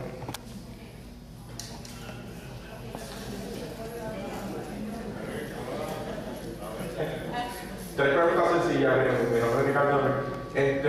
La primera, vamos a remontarnos al 60-70 cuando se separa el gold standard del dólar y se devalúa. Creo que ese es un factor porque mientras va pasando el tiempo va cambiando el devalúo del dólar hasta llegar a donde estamos ahora mismo, que un dólar ya no cuesta un dólar. Y la segunda pregunta es que yo como joven, la solución que tengo al problema de fuga de personas capacitadas principalmente viene del hecho de que no le está enseñando a los jóvenes por ejemplo, hay prácticamente ahora mismo, vamos a ser sinceros, una lista negra de empleos que para competir no estás compitiendo con los mismos de aquí de Puerto Rico, los mismos de aquí de Ponce, por ejemplo, que por ejemplo la programación, que tú puedes graduarte ahora y tienes que competir con alguien de la India. Y entonces, y hay que enseñarle desde la universidad, mira, te vas a graduar, pero no solamente vas a competir con los de aquí, tienes que competir con los de afuera. Totalmente de acuerdo. Y entonces, ¿quieres algo más? Y la última es, en tu opinión, ¿cómo se resolvería el gap que ahora mismo hay entre que los jóvenes vemos que no va a pasar, como por ejemplo los baby boomers crearon el sistema de retiro, lo hicieron florecer y el seguro social, pero nosotros como jóvenes vemos que eso no va a llegar a ningún lado con nosotros, porque prácticamente mitad lo hace el que trabaja y mitad lo hace el que viene después de él. Okay. Bueno, brevemente, pues ya sí que estamos en la etapa de rendimiento decreciente de ¿verdad? Mira, lo del patrono cambió el sistema monetario de libre compra-venta de divisas. Las divisas son las monedas nacionales. Eso empezó realmente en Bretton Woods, California. De hecho, Keynes participó en eso en 1945. Se supone que eso diera lugar a ese nuevo régimen que implica que los países no tienen que tener oro en sus arcas nacionales para respaldar la moneda que emiten. Insisto, se supone que crean las condiciones para que todas las monedas, divisas en el mundo tuviesen un valor de paridad y compitieran entre sí. La verdad, cuando se crea el sistema de Bretton Woods y se crea el Fondo Monetario Internacional, Banco Mundial, las instituciones de préstamo, instituciones que dan crédito o prestan dinero a nivel internacional, a lo que favorecen a las monedas fuertes. El dólar tuvo desde el principio una ventaja y la ha mantenido, porque lo que respalda al dólar, como la libra esterlina en Inglaterra, como las monedas europeas en aquel momento, el marco alemán, el franco en Francia y en otros países que también tenían franco suizo, etc., el yen japonés, todos los países industriales se han encargado de que el mercado de divisas responda a los intereses de las monedas que más valen en el mundo, que son las de los países industriales. Y organizaciones como el Fondo Monetario Internacional, Banco Mundial, de lo que se nutren es de dinero que dan esos mismos países. Así que en las determinaciones que toman estos organismos internacionales como el Banco Mundial, el Fondo Monetario, en última instancia se protege el interés de los países donantes y se busca estabilidad en beneficio. Ese ordenamiento económico internacional beneficia siempre a las monedas más fuertes. A mí me gustaría que llegara el momento en que, por ejemplo, el peso mexicano, ¿verdad?, o el peso dominicano, o monedas de países en vías de desarrollo o en distintas etapas de desarrollo, de verdad tuviesen un valor de paridad. Pero en el ordenamiento económico internacional, eso francamente lo que lo determina es el poder que está detrás de las economías de cada uno de los países que emiten esas monedas. Los países más poderosos del mundo son los países que emiten esas monedas fuertes. Punto final sobre ese comentario es que a nosotros nos llama mucho la atención acá en Puerto Rico cuando viajamos fuera de la jurisdicción de Estados Unidos y nos toca cambiar euro y libra esterlina, que vemos que perdemos, ¿verdad? Ahí se rompe el mito ese de que el dólar es la moneda más fuerte, que está implícito en la pregunta que tú formulaste. Dependiendo de la región del mundo, del tema, vas a encontrar que el euro, o la libra esterlina o el yen es la más fuerte, en este lado del mundo es el dólar. Hasta ahora, ¿verdad? También lo es el dólar canadiense, que es una moneda muy fuerte. Pero estamos en este lado y así son las cosas. La segunda pregunta sobre la competencia que se da entre nuestros egresados universitarios con personas que ocupan esas mismas posiciones o que tienen presumiblemente la misma preparación académica, sí, pero están ubicados en la India o en Bolivia o en Panamá o en Colombia o en Ecuador. Quiero dar dos ejemplos nada más sobre esto que tú describes muy correctamente en tu pregunta, y que es así como tú lo describes. Cuando yo fui candidato a gobernador en 2008, un poquito antes de eso, había en Puerto Rico 7 compañías que preparaban anuncios para las empresas de Puerto Rico. 7 empresas comerciales que eran de productores y directores puertorriqueños y puertorriqueñas que le hacían anuncios a Goya, a Banco Popular, a todos los productos por ahí, de Palmolive, a todas las empresas, a los bancos, a los demás bancos, a la Banco Popular. En el 2008, Marcos Zuriñaga, que ha sido un puertorriqueño que ha dirigido películas en Hollywood con Charlie Sheen, que además es que dirigió La Gran Fiesta, aquella gran película del fenecido Raúl Juliá. Marcos Zuriñaga era la persona que nos hacía los anuncios a nosotros. Y me dijo, ¿sabes cuántas de las 7 empresas que había antes de productores puertorriqueños, cuántas quedan? Ninguna. Yo tuve que despedir a todos mis empleados, dijo él. Y tengo una oficinita y cuando voy a hacer algún anuncio, como cuando viene la campaña política que algunos me contratan, pues yo contrato a 2 o 3 personas que se emplean un par de semanas y después los tengo que dejar libres porque no hay. ¿Qué pasó con eso? Lo que tú señalas en tu pregunta. Los anuncios de todas estas empresas, ustedes verán se ve en la forma en que se habla en español, ¿verdad? Los anuncios se están haciendo en Bolivia, en Ecuador, en Colombia, en México, en estos países. Segundo ejemplo, ustedes cuando llaman a dar servicios T-Mobile o cualquiera de las compañías celulares, las compañías de cable, TV, etcétera, de DirecTV, ¿dónde le contestan? México, Colombia, Sudamérica. ¿Saben por qué? Tristemente, esas son personas que están empleadas con un salario bien bajo.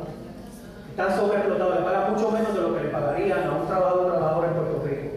Por eso es que tienen sus centros de operación en estos países donde la escala salarial es mucho más baja que en Puerto Rico o en Estados Unidos. Entonces eso, de nuevo, tiene mucho que ver con lo que tú sugieres en tu pregunta. Sistemas de retiro, tienen toda la razón. Se creó bajo la premisa de que la esperanza de vida en Puerto Rico se iba a mantener como lo fue al momento de fundar los sistemas de retiro. El dato concreto es que la esperanza de vida de Puerto Rico en el año 1940 era solamente de 46 años. Esa es la esperanza de vida promedio. En 1950 la esperanza de vida subió 15 años, subió a 61 años. Entonces había expectativa de que, bueno, los trabajadores, los empleados duraríamos 61, 65. Siempre las mujeres duran más que los hombres, ¿verdad? De hecho, las mujeres duran más que los hombres en todos los países del mundo, ¿saben? Son el sexo fuerte, de verdad. Le hacen la vida imposible a los hombres, ¿verdad?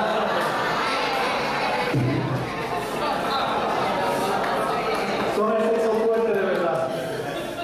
Fuera de broma, en todos los países. Yo encontré una vez en un informe del Banco Mundial, un solo país africano, donde en un año los hombres habían durado un añito más que las mujeres. Ciertamente. Digo esto porque la premisa de un sistema de retiro era que tanto la población femenina como masculina íbamos a estar durando 60, 62, 75 años. Y ahora la población femenina puertorriqueña ya supera los 80 años de esperanza de vida. Y todos conocemos viejitas que están sobre los 80 y están muy bien, gracias a Dios, ¿verdad? 85, 90 años. Y los viejitos duran también, duran un poco menos que la población femenina, pero duran. Eso desangra cualquier sistema de retiro. En primer lugar. En segundo lugar, las aportaciones. El patrono no fue incrementando la aportación proporcionalmente, incrementalmente en la medida que fue pasando el tiempo. Y entonces nos dejaron a los empleados que voluntariamente, por lo menos, en el caso de la universidad sabemos que es así. Aporto el 5, o el 7, o el 9, y tenemos un tope de aportar el 11.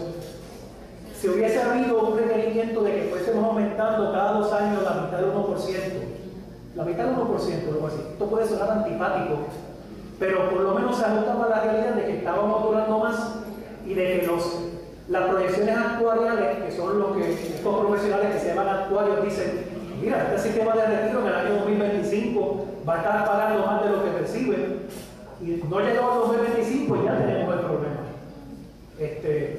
Así que tú tienes la razón. Entonces, lo que eso significa es que las reglas de juego para los nuevos empleados de Puerto Rico en el servicio público ya son distintas. Ustedes podrán tener una pensión, pues que se toma después de 40 años de trabajar, si llegan. Entonces, jamás va a ser bajo la premisa de una pensión vitalicia como la tenemos ahora, sin lugar a dudas. Pero por esa línea, ahora mismo en la institución en donde se está aumentando de manera significativa la cantidad de personal docente que se está contratando tarea parcial. Eso es bien importante. Eso no aporta. Y por eso mismo. Entonces, por un lado, el sistema paga del Fondo General de la Universidad unos salarios, pero el sistema de retiro no recibe mayores cotizaciones. Eso acrecenta, agudiza el problema. Tenemos que convertir esas plazas en plazas permanentes, o sea, ¿verdad? Como que dice, plazas regulares para que aporten al sistema de retiro y poder entonces tener un incremento en los ingresos del sistema. El sistema de todas maneras no está mal en el sentido de que nosotros los empleados, nosotros y nosotras los empleados de la universidad, tenemos ahí más de $2.000 millones que son nuestros. Esa es la cifra, y la cifra ha ido creciendo porque en eso ha habido una administración responsable de ese fondo de inversión.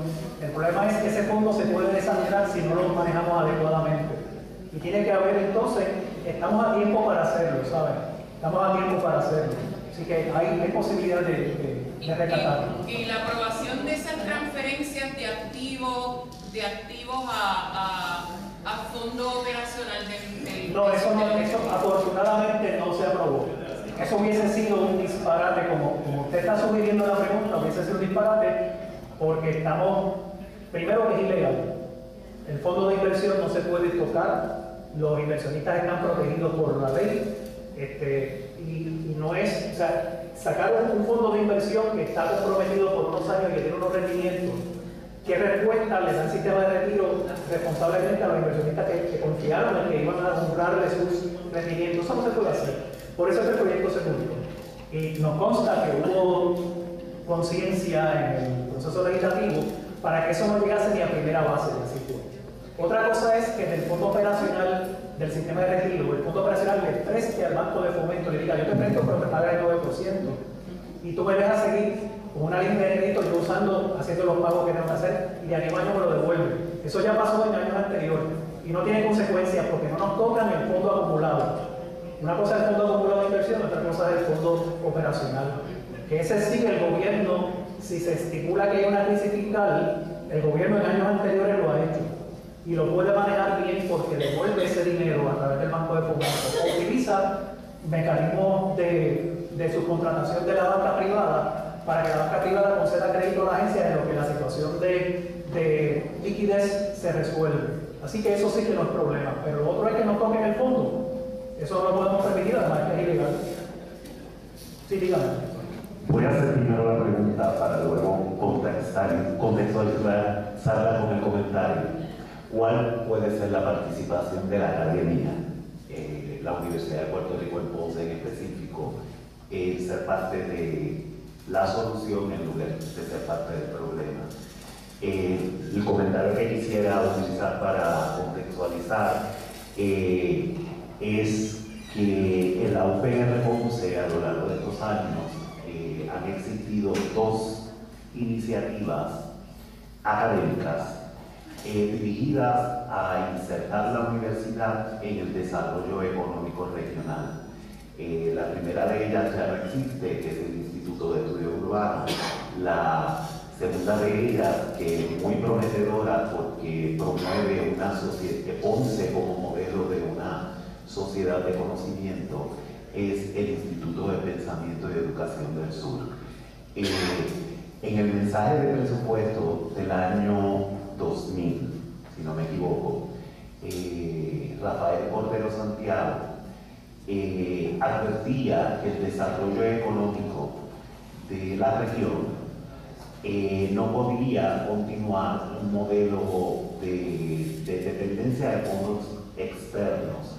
Y en ese contexto, el proyecto del Puerto de las Américas iba dirigido a no repetir los errores que se habían cometido en el pasado y sobre todo con una atención específica que el desarrollo económico de la región sur de Puerto Rico, pero de Puerto Rico en su totalidad, no podía ser al precio de sacrificar el desarrollo social. Porque en muchas ocasiones, como el modelo Singapur que nos presentó en esa proyección del presupuesto del año 2000, si bien Singapur es un modelo de desarrollo, también ha estado acompañado de una serie de problemas sociales que no quería ver en la región sur. En ese contexto, los modelos de desarrollo regional que se han desarrollado en Puerto Rico, 8 en total, creo que son 8 o 7, tengo que decir que el modelo de Sur, a diferencia de nosotros, el rol protagónico lo ocupaba la academia. A diferencia de nosotros, que era el sector gubernamental, el rol protagónico del modelo de desarrollo económico del área sur, desarrollo integral, la academia, las universidades católica, la interamericana, sistema Ana Jiménez y sobre todo la UPR Ponce participaron en la elaboración de unos proyectos de desarrollo para la región. ¿Cómo usted entiende que la academia puede de alguna forma contribuir a proveer soluciones a la crisis económica que atraviesa el país? Bueno, yo creo que puede contribuir de forma definitiva en todas las regiones de Puerto Rico. Conozco el concepto de ISUR, estoy trabajando con unos compañeros de Peñuela en el redesarrollo de los terrenos que pertenecían a esas 42 empresas que ocupan estas 3.500 cuerdas que están aquí, lo que es el complejo petroquímico del área de Peñuela Guayanilla, ¿no? Ayagoa, Peñuela, Guayanilla. Y yo creo que primero, En un país como Puerto Rico nosotros tenemos que comenzar a ver el desarrollo regional con polos de crecimiento como una forma de estimular el sistema económico. Yo creo que nosotros tenemos que romper, y lo he dicho en todos los sitios que me he parado, quizás porque siendo de Mayagüez también hemos sufrido, al igual que los de Ponce, esta realidad, y es que en Puerto Rico se mira la zona metropolitana de San Juan como si fuese la que impulsa el desarrollo económico y se olvidan del resto de las regiones. Yo creo que nosotros, los que estamos fuera de la zona metropolitana de San Juan, tenemos muchas cosas que aportar. Esa visión metropolitana a mí me molesta mucho y nos afecta en todas las instancias en que vamos a desarrollar iniciativas, incluyendo la academia y otras iniciativas, ¿verdad? Así que la participación de la academia con los recursos humanos que nosotros tenemos, con la investigación que se lleva a cabo, con la experiencia de los componentes de las comunidades universitarias, el estudiantado, el profesorado, el personal administrativo, yo creo que es fundamental. Es fundamental y debe salir de los portones de nuestros recintos. Tiene que integrarse a la comunidad. Yo vi en la lista de las conferencias que ustedes tuvieron durante el día de hoy, y estuve brevemente viendo la final de mi ex alumno, Fran Lozada, fue alumno mío en el recinto, y me enorgullece muchísimo, ¿verdad? Me enorgullece ver la investigación que está haciendo sobre mercadeo, gerencia, etc.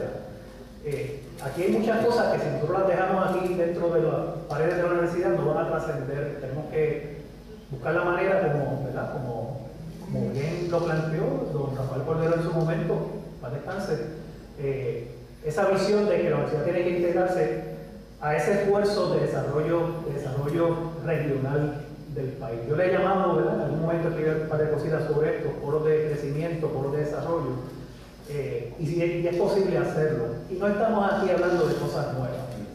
Estamos hablando de modelos que se han seguido en otras jurisdicciones, en otros países. Hace mucho tiempo que los países vecinos de América Latina y el Caribe se ensayaron proyectos de esa naturaleza que han sido exitosos, así que no tenemos que reinventar la rueda.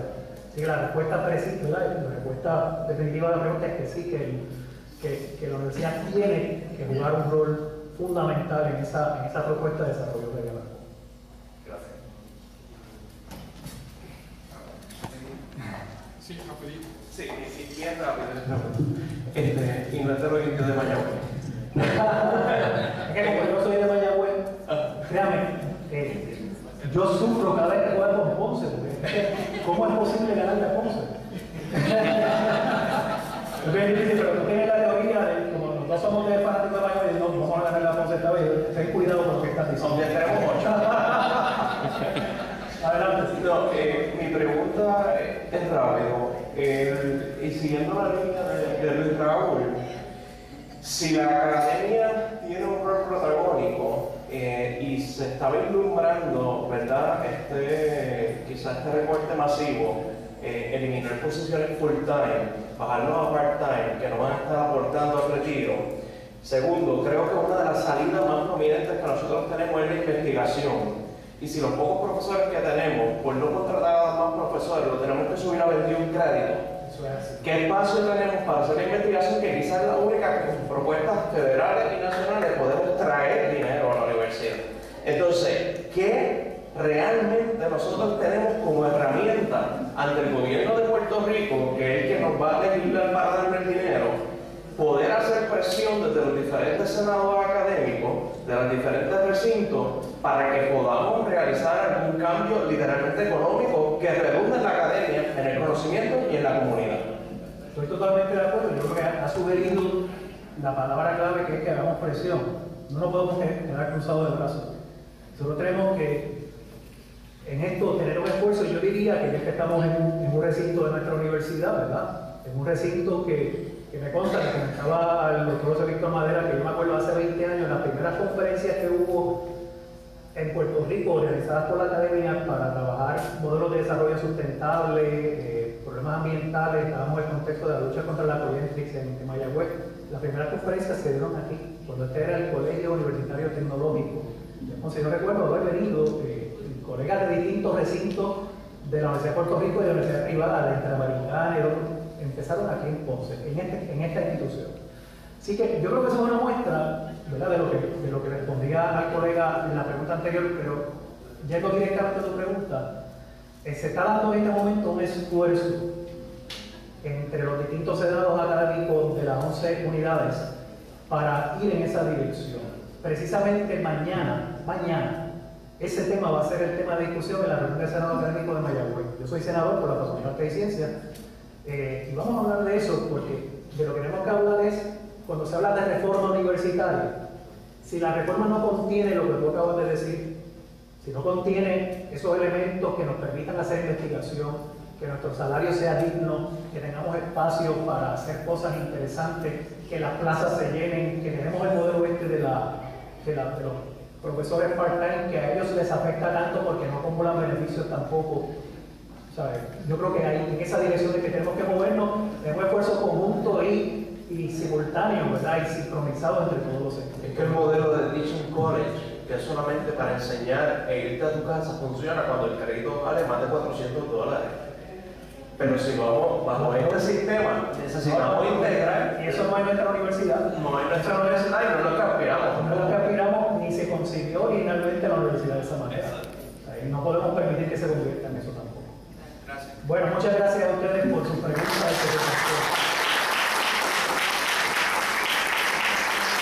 Queremos agradecer infinitamente a la doctora Zamora por su comparecencia en la tarde de hoy, a ustedes por haberse quedado con nosotros y viendo que tanto el doctor Leonardo Morales como el doctor Madera se van a acercar para entregar un certificado al colega Edwin Rizarri, como dando a ustedes que sí estuvo aquí con nosotros tarde de hoy. Adelante, doctor.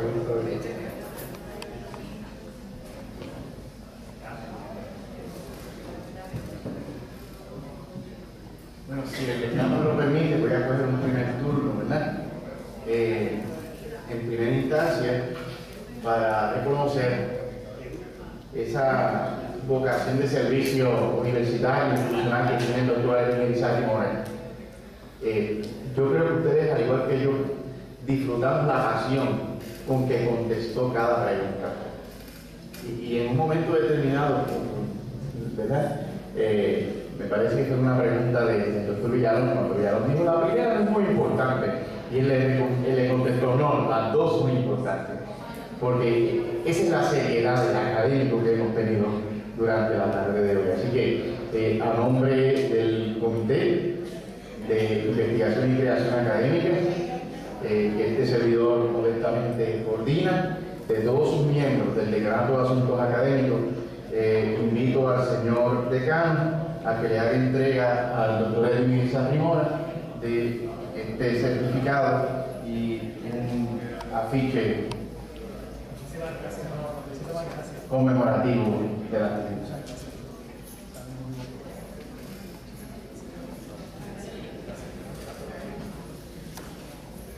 Muchas gracias. Gracias por la edición de la revista. Estaba comentando a José Víctor que la voy a llevar a Mayagüez para que hagan cosas así de bonitas también. Hace tiempo que no se producen. Bueno, ustedes saben los problemas que enfrentan a veces nuestro recinto. Y ciertamente yo cada vez que yo he estado aquí ya en unas cuantas ocasiones y me satisface mucho venir aquí y me siento como en mi casa, me hace sentir muy bien ustedes. Gracias.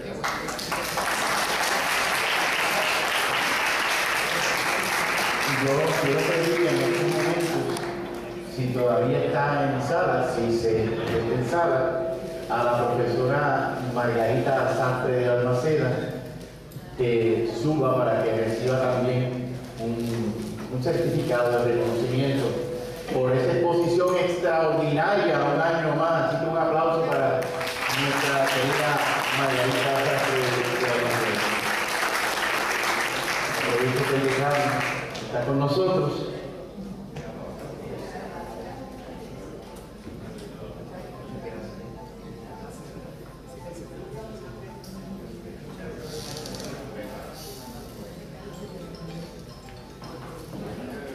De mi parte, estas van a ser mis últimas expresiones. Yo dejo ahora con ustedes al decano, no sin antes nuevamente agradecer la presencia de todos ustedes. Tuvimos una asistencia récord de casi 130 participantes, ya ahorita ahora está un poquito más menguada, pero ha sido un día extraordinario, gracias a la colaboración de todos ustedes. Así que nuevamente, muchas gracias. Bueno, me parece que este congreso ha sido exquisito y eso no hubiese sido posible sin la participación de los distintos miembros del comité que queremos reconocerles y darles un certificado. Así que los voy a ir llamando para que todavía estén presentes, pasen a recogerlo. Tengo al doctor José Víctor Madera, que le hago entregar el certificado. Tengo aquí también a mi lado al doctor Sebastián Marea. La doctora Edu Suárez se encuentra con nosotros. Se los haremos llegar. Ya buscando chavo. El profesor Luis González, me parece que está también buscando chavo. La doctora María de la Saya puede pasar por aquí. Doctor Efraín Río, a ver si puede pasar por tarima. La profesora Piel de Conte se fue hace poquito, ¿verdad? Yo la vi. El profesor Wilfredo Ortiz, me gustaría que todo el mundo pues, le diera un aplauso, pasaran por aquí por tarima porque ha sido excelente la labor de su.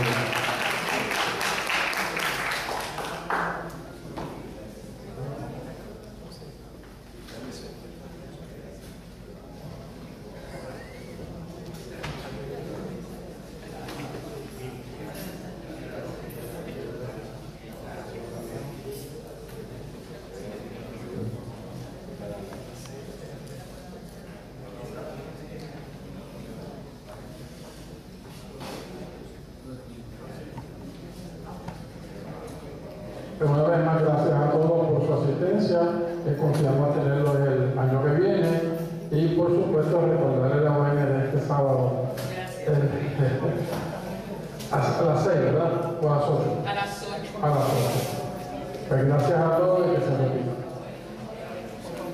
La época moderna ya va a ser 39 años de su informe. En octubre de este año se cumplen 39 años de la redacción del informe Tobin. James Tobin, profesor de Economía de la Universidad de Yale, posteriormente ganador del Premio Nobel, viene a Puerto Rico en 1975 y dice más o menos lo siguiente: la economía de Puerto Rico creció, pero el gobierno se endeudó, no le cobró impuestos a las grandes corporaciones que operaban en Puerto Rico porque la exención contributiva, es decir, el no pagar impuestos, se convirtió en la herramienta fundamental de atracción de capital, especialmente de capital manufacturero. Y encima de eso, esas corporaciones no crearon los empleos que decían que iban a crear. Es decir, no hubo un proceso de revisión de si esos incentivos que se estuvieron ofreciendo a partir del año 1947 iban a resultar en un crecimiento autosostenido de nuestra economía, si estábamos sentando las bases de nuestro sistema económico como si fuese un edificio, unas bases sólidas que le dieran carácter de permanencia a nuestro sistema económico. A mediados de los años 70 esa ilusión terminó. Y cuando Tobin produce su informe, el llamado informe Tobin, que no ofrece así la biblioteca, es el informe del Comité para el Estudio de las Finanzas de Puerto Rico. Ese es el título del informe, que lo publicó entonces en el 76 la editorial de la UPR, de nuestra universidad. Cuando eso se publica, aquí medio mundo dijo: válgame, si nos habíamos metido en un lío realmente. De hecho, un economista antes que él, en la década de los 60, Genaro Vaquero, de la Universidad de Harvard, ex secretario de Comercio de Puerto Rico, lo advirtió, pero nadie le hizo caso. Nadie le hizo caso porque lo dijo en los años 60. ¿Y quién en los años 60 iba a predecir que Puerto Rico iba a entrar en un problema tan profundo? De modo que no es casualidad que para salir de esa crisis de mediados de los 70, en Puerto Rico se aprueban, llegan a Puerto Rico 3 programas. Siempre le digo a mis estudiantes en el recinto de Mayagüez, cuando hablo sobre este tema, ¿verdad?, que si el modelo era orientado hacia afuera y eran las variables de fuera las que habían mantenido al modelo durante los últimos 25 años, es decir, desde 1948 hasta el 73, lo que ocurría era, para sacar al modelo de la crisis, que es un modelo orientado hacia afuera, pues tendrían que ser variables que vendrían de fuera, variables exógenas, ¿verdad?, o de fuera. Así que en el año 75 se extiende a Puerto Rico el programa de cupones para alimentos, para subsidiar el consumo. En el año 76, el Congreso de Estados Unidos aprueba la sección 936 que sustituye la sección 931 para subsidiar la producción. 75 se subsidia el consumo, 76 se subsidia la producción y en el 77 se extiende a Puerto Rico el salario mínimo federal. No es casualidad que esto ocurriera en esos 3 años consecutivos, 75, 76, 77, y que esto le diera algo así como una respiración artificial a la economía de Puerto Rico para que la economía de Puerto Rico continuara tratar de recuperar el crecimiento. Los colegas que en aquel momento escribieron, muchos de los cuales fueron profesores nuestros posteriormente, incluyendo Alfredo González, que estuvo esta mañana aquí, escribieron muchísimas sugerencias. Y es que esta mañana estuvo con ustedes quien yo considero que es el decano de los economistas de Puerto Rico, nuestro querido profesor Alfredo González, que ha sido una de las personas de quien más he aprendido y que ciertamente ha tenido más responsabilidad en el desarrollo de nuestra disciplina en Puerto Rico. Dicho esto, debo decir que cuando José Víctor me preguntó cómo vamos a titular la presentación de la tarde, y uno podía haberlo titulado de distintas maneras, pero yo creo que de lo que vamos a hablar es de lo mismo, ¿verdad? Yo lo he titulado Panorama de la situación económica de Puerto Rico a 8 años de la gran recesión.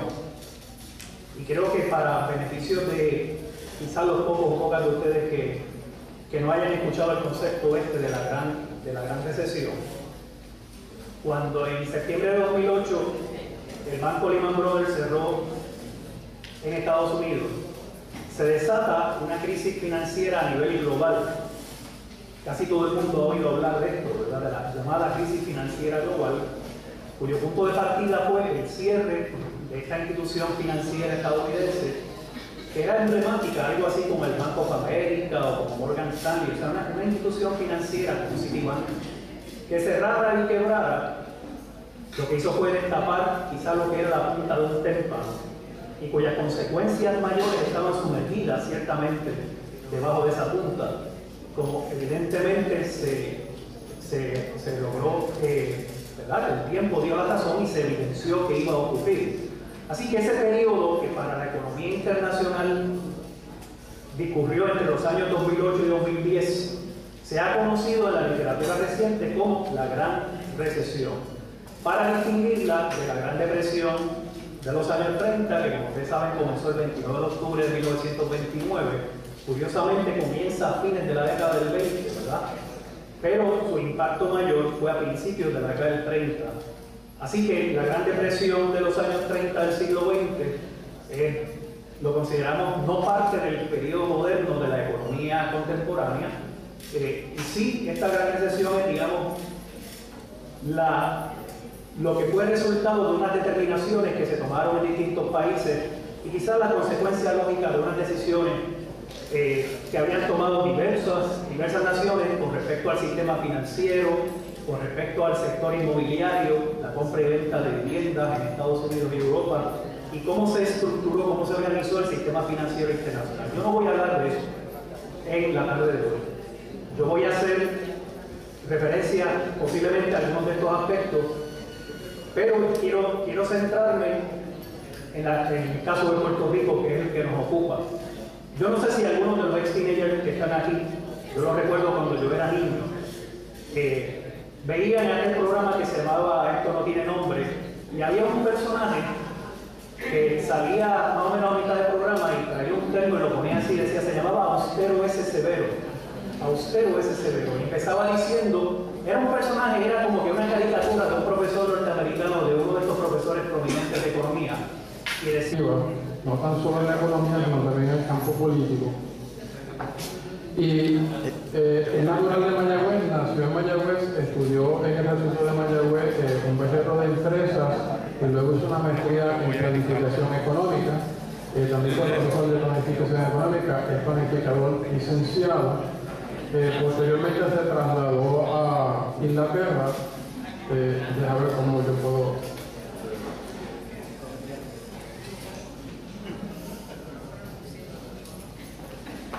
Y buscando universidad, sé que en Inglaterra. Sussex, ok. Sussex, ese es su doctorado en economía. El miembro de la Asociación de Economía de Puerto Rico y el miembro de varias asociaciones. Ha sido profesor toda su vida en el recinto de Mayagüez, ostenta el rango de catedrático. Y su tema va a ser Panorama de la situación económica de Puerto Rico a 8 años de la gran recesión. De hecho, los economistas se han dicho muchas cosas, ¿ok? Casi nunca están de acuerdo. No quiere decir que lo que dijo Alfredo lo va a contradecir, pero da una interpretación un poco diferente. De hecho, para darle sabor a ese aspecto, se dice que Cristóbal Colón fue el primer economista. Cuando fue el puerto de Pablo para descubrir América, ignoraba dónde iba. Cuando llegó, ignoraba dónde estaba y además lo hizo todo con una beca del ministerio. Bueno, los dejo con ustedes al doctor Isabel.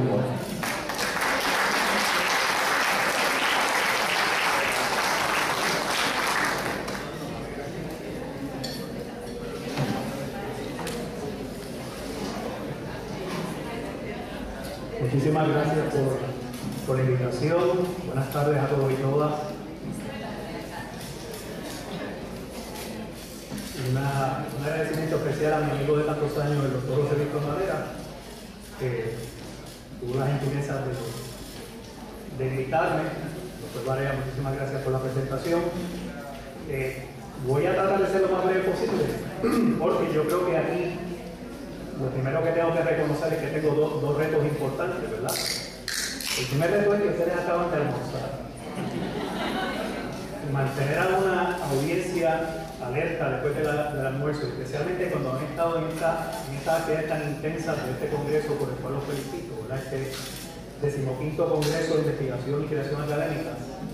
Pues estamos en lo que se conoce como la etapa de rendimiento menguante o decreciente. O sea, todo el mundo está loco por salir de aquí y estar una siestecita si es posible, ¿verdad? Así que voy a tratar de ser breve. Y el segundo reto que tengo, obviamente, es que el almuerzo no les caiga mal, por lo que yo voy a decir aquí. Yo no quiero provocar una indigestión a nadie, pero a mí me gustaría traer buenas noticias. Sin embargo, la responsabilidad que tenemos, lo que le hemos echado una mirada a este asunto, es que hay que decir las cosas como son, ¿verdad? Y como la economía es tan dinámica, pues las cosas van cambiando aceleradamente. Tengo otro día, hay que economizar, cueste lo que cueste. Y hasta una cancioncita le sacaron, ¿verdad? Y se quedó como una frase que es parte ya de nuestro trasfondo pueblerino de los últimos 30, 40 años. Desde que eso comenzó, yo no sé si ustedes lo recuerdan, hay algunos algunas que no lo recuerdan, yo ciertamente era un niño cuando eso, no es que me la esté echando de joven, ¿verdad? Pero me acuerdo de eso. Y eso ocurrió y es el punto de partida que quiero utilizar en mi presentación. Cuando Puerto Rico entra por primera vez en una crisis económica, luego de 25 años de crecimiento, de deslumbramiento, Puerto Rico estuvo creciendo, si tomamos como punto de partida el año 1948, la economía de Puerto Rico hasta el año 1973, 25 años consecutivos. Tomo como punto de partida 1948 porque es el año posterior a la redacción de la ley de incentivos industriales. Es el año que hay elecciones en Puerto Rico, gana el Partido Popular y pone en marcha Operación Mano a la Obra. Y con Operación Mano a la Obra comienza un periodo de crecimiento extraordinario en nuestra economía. Décadas del 50, décadas del 60, Puerto Rico despuntaba como uno de los países cuyo crecimiento económico era de los más altos del mundo, no estoy exagerando. Década del 60, un crecimiento anual promedio del 7% real, lo que eso significa es que crecíamos de verdad. Poquito menos de lo que crece China en los últimos 10 o 15 años, crecimiento extraordinario. Y entonces había la ilusión de que ese crecimiento iba a ser permanente. Es decir, que como la década del 50 fue de tanto crecimiento, y particularmente la década del 60, que ese crecimiento iba a ser permanente porque presuntamente se había sentado sobre unas bases sólidas, sobre unas bases endógenas, es decir, que respondía a la naturaleza de la estructura económica del país con bases sólidas. Sin embargo, la crisis económica internacional de mediados de los años 70, del 73 al 75, acabó con esa ilusión. Cuando se da la crisis económica internacional, llamada el primer golpe petrolero, ¿verdad? Traducido literalmente del inglés First Oil Shock, le llaman los economistas en Estados Unidos, La economía mundial entra en una profunda recesión. La primera de la época moderna, si tomamos como punto de partida el periodo de la posguerra, como punto de partida, ¿verdad?, hacia adelante. Puerto Rico sufrió las consecuencias de esa recesión por varias razones. Nosotros habíamos estado creciendo, sí, pero habíamos estado creciendo tomando prestado. Don Alfredo González, y me consta porque estuvimos hablando un rato antes de la presentación de esta mañana y estuvimos conversando sobre lo que él iba a decir, me imagino que puntualizó en su presentación lo que significó cómo la acumulación de riqueza en Puerto Rico no necesariamente respondió a los intereses de los puertorriqueños y cómo los puertorriqueños nos fuimos endeudando cada vez más. Y si alguien tenía alguna duda de que eso fue así, no hay más que leer el informe de ese primer economista que visita Puerto Rico en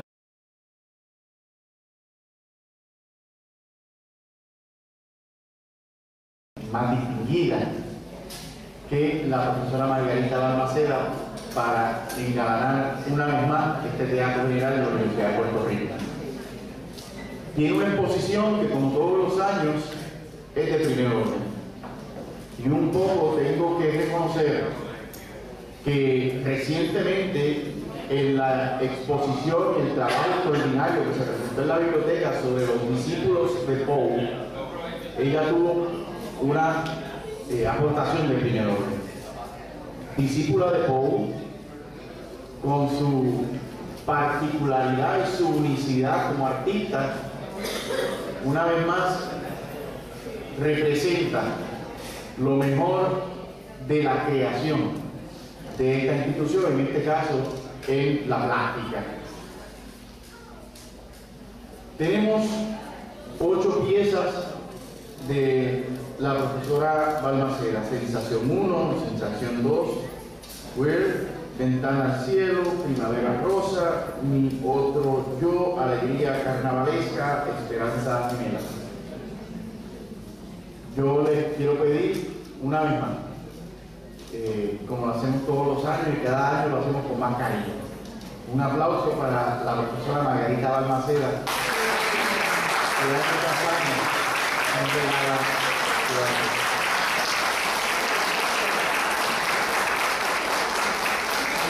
y como todo es cíclico, les dije que hace aproximadamente 2 meses se celebró el colectivo, ¿verdad?, de los discípulos de Poe. Yo espero que en los años por venir esa Comisión de las Artes, dado que la profesora Balmaceda ha sembrado tanto en nuestros estudiantes, podamos hacer una actividad sobre los discípulos de Margarita Balmaceda. Ojalá y eso sea así.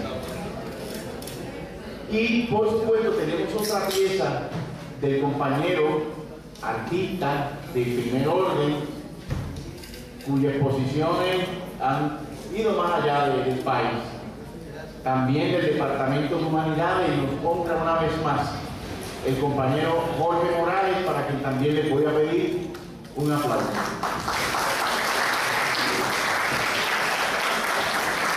Así que espero que hayan disfrutado esas piezas, las sigan disfrutando, y en estos momentos pasamos a lo que es la segunda plenaria. Dejo con ustedes al moderador de la misma, el doctor Varela. Gracias, José Víctor. Y quisiera una vez más recordarle la bohemia de este sábado, porque va a haber comida, música, el interés de la actividad y beneficia a los estudiantes que de alguna manera son de limitaciones económicas, sus recursos no son suficientes para la universidad, así que la vamos a solicitar que en la medida que puedan pues asistan a la misma. Bueno, vamos a la segunda plenaria. La persona que nos va a hablar en esta ocasión, una persona que ha estado bien activa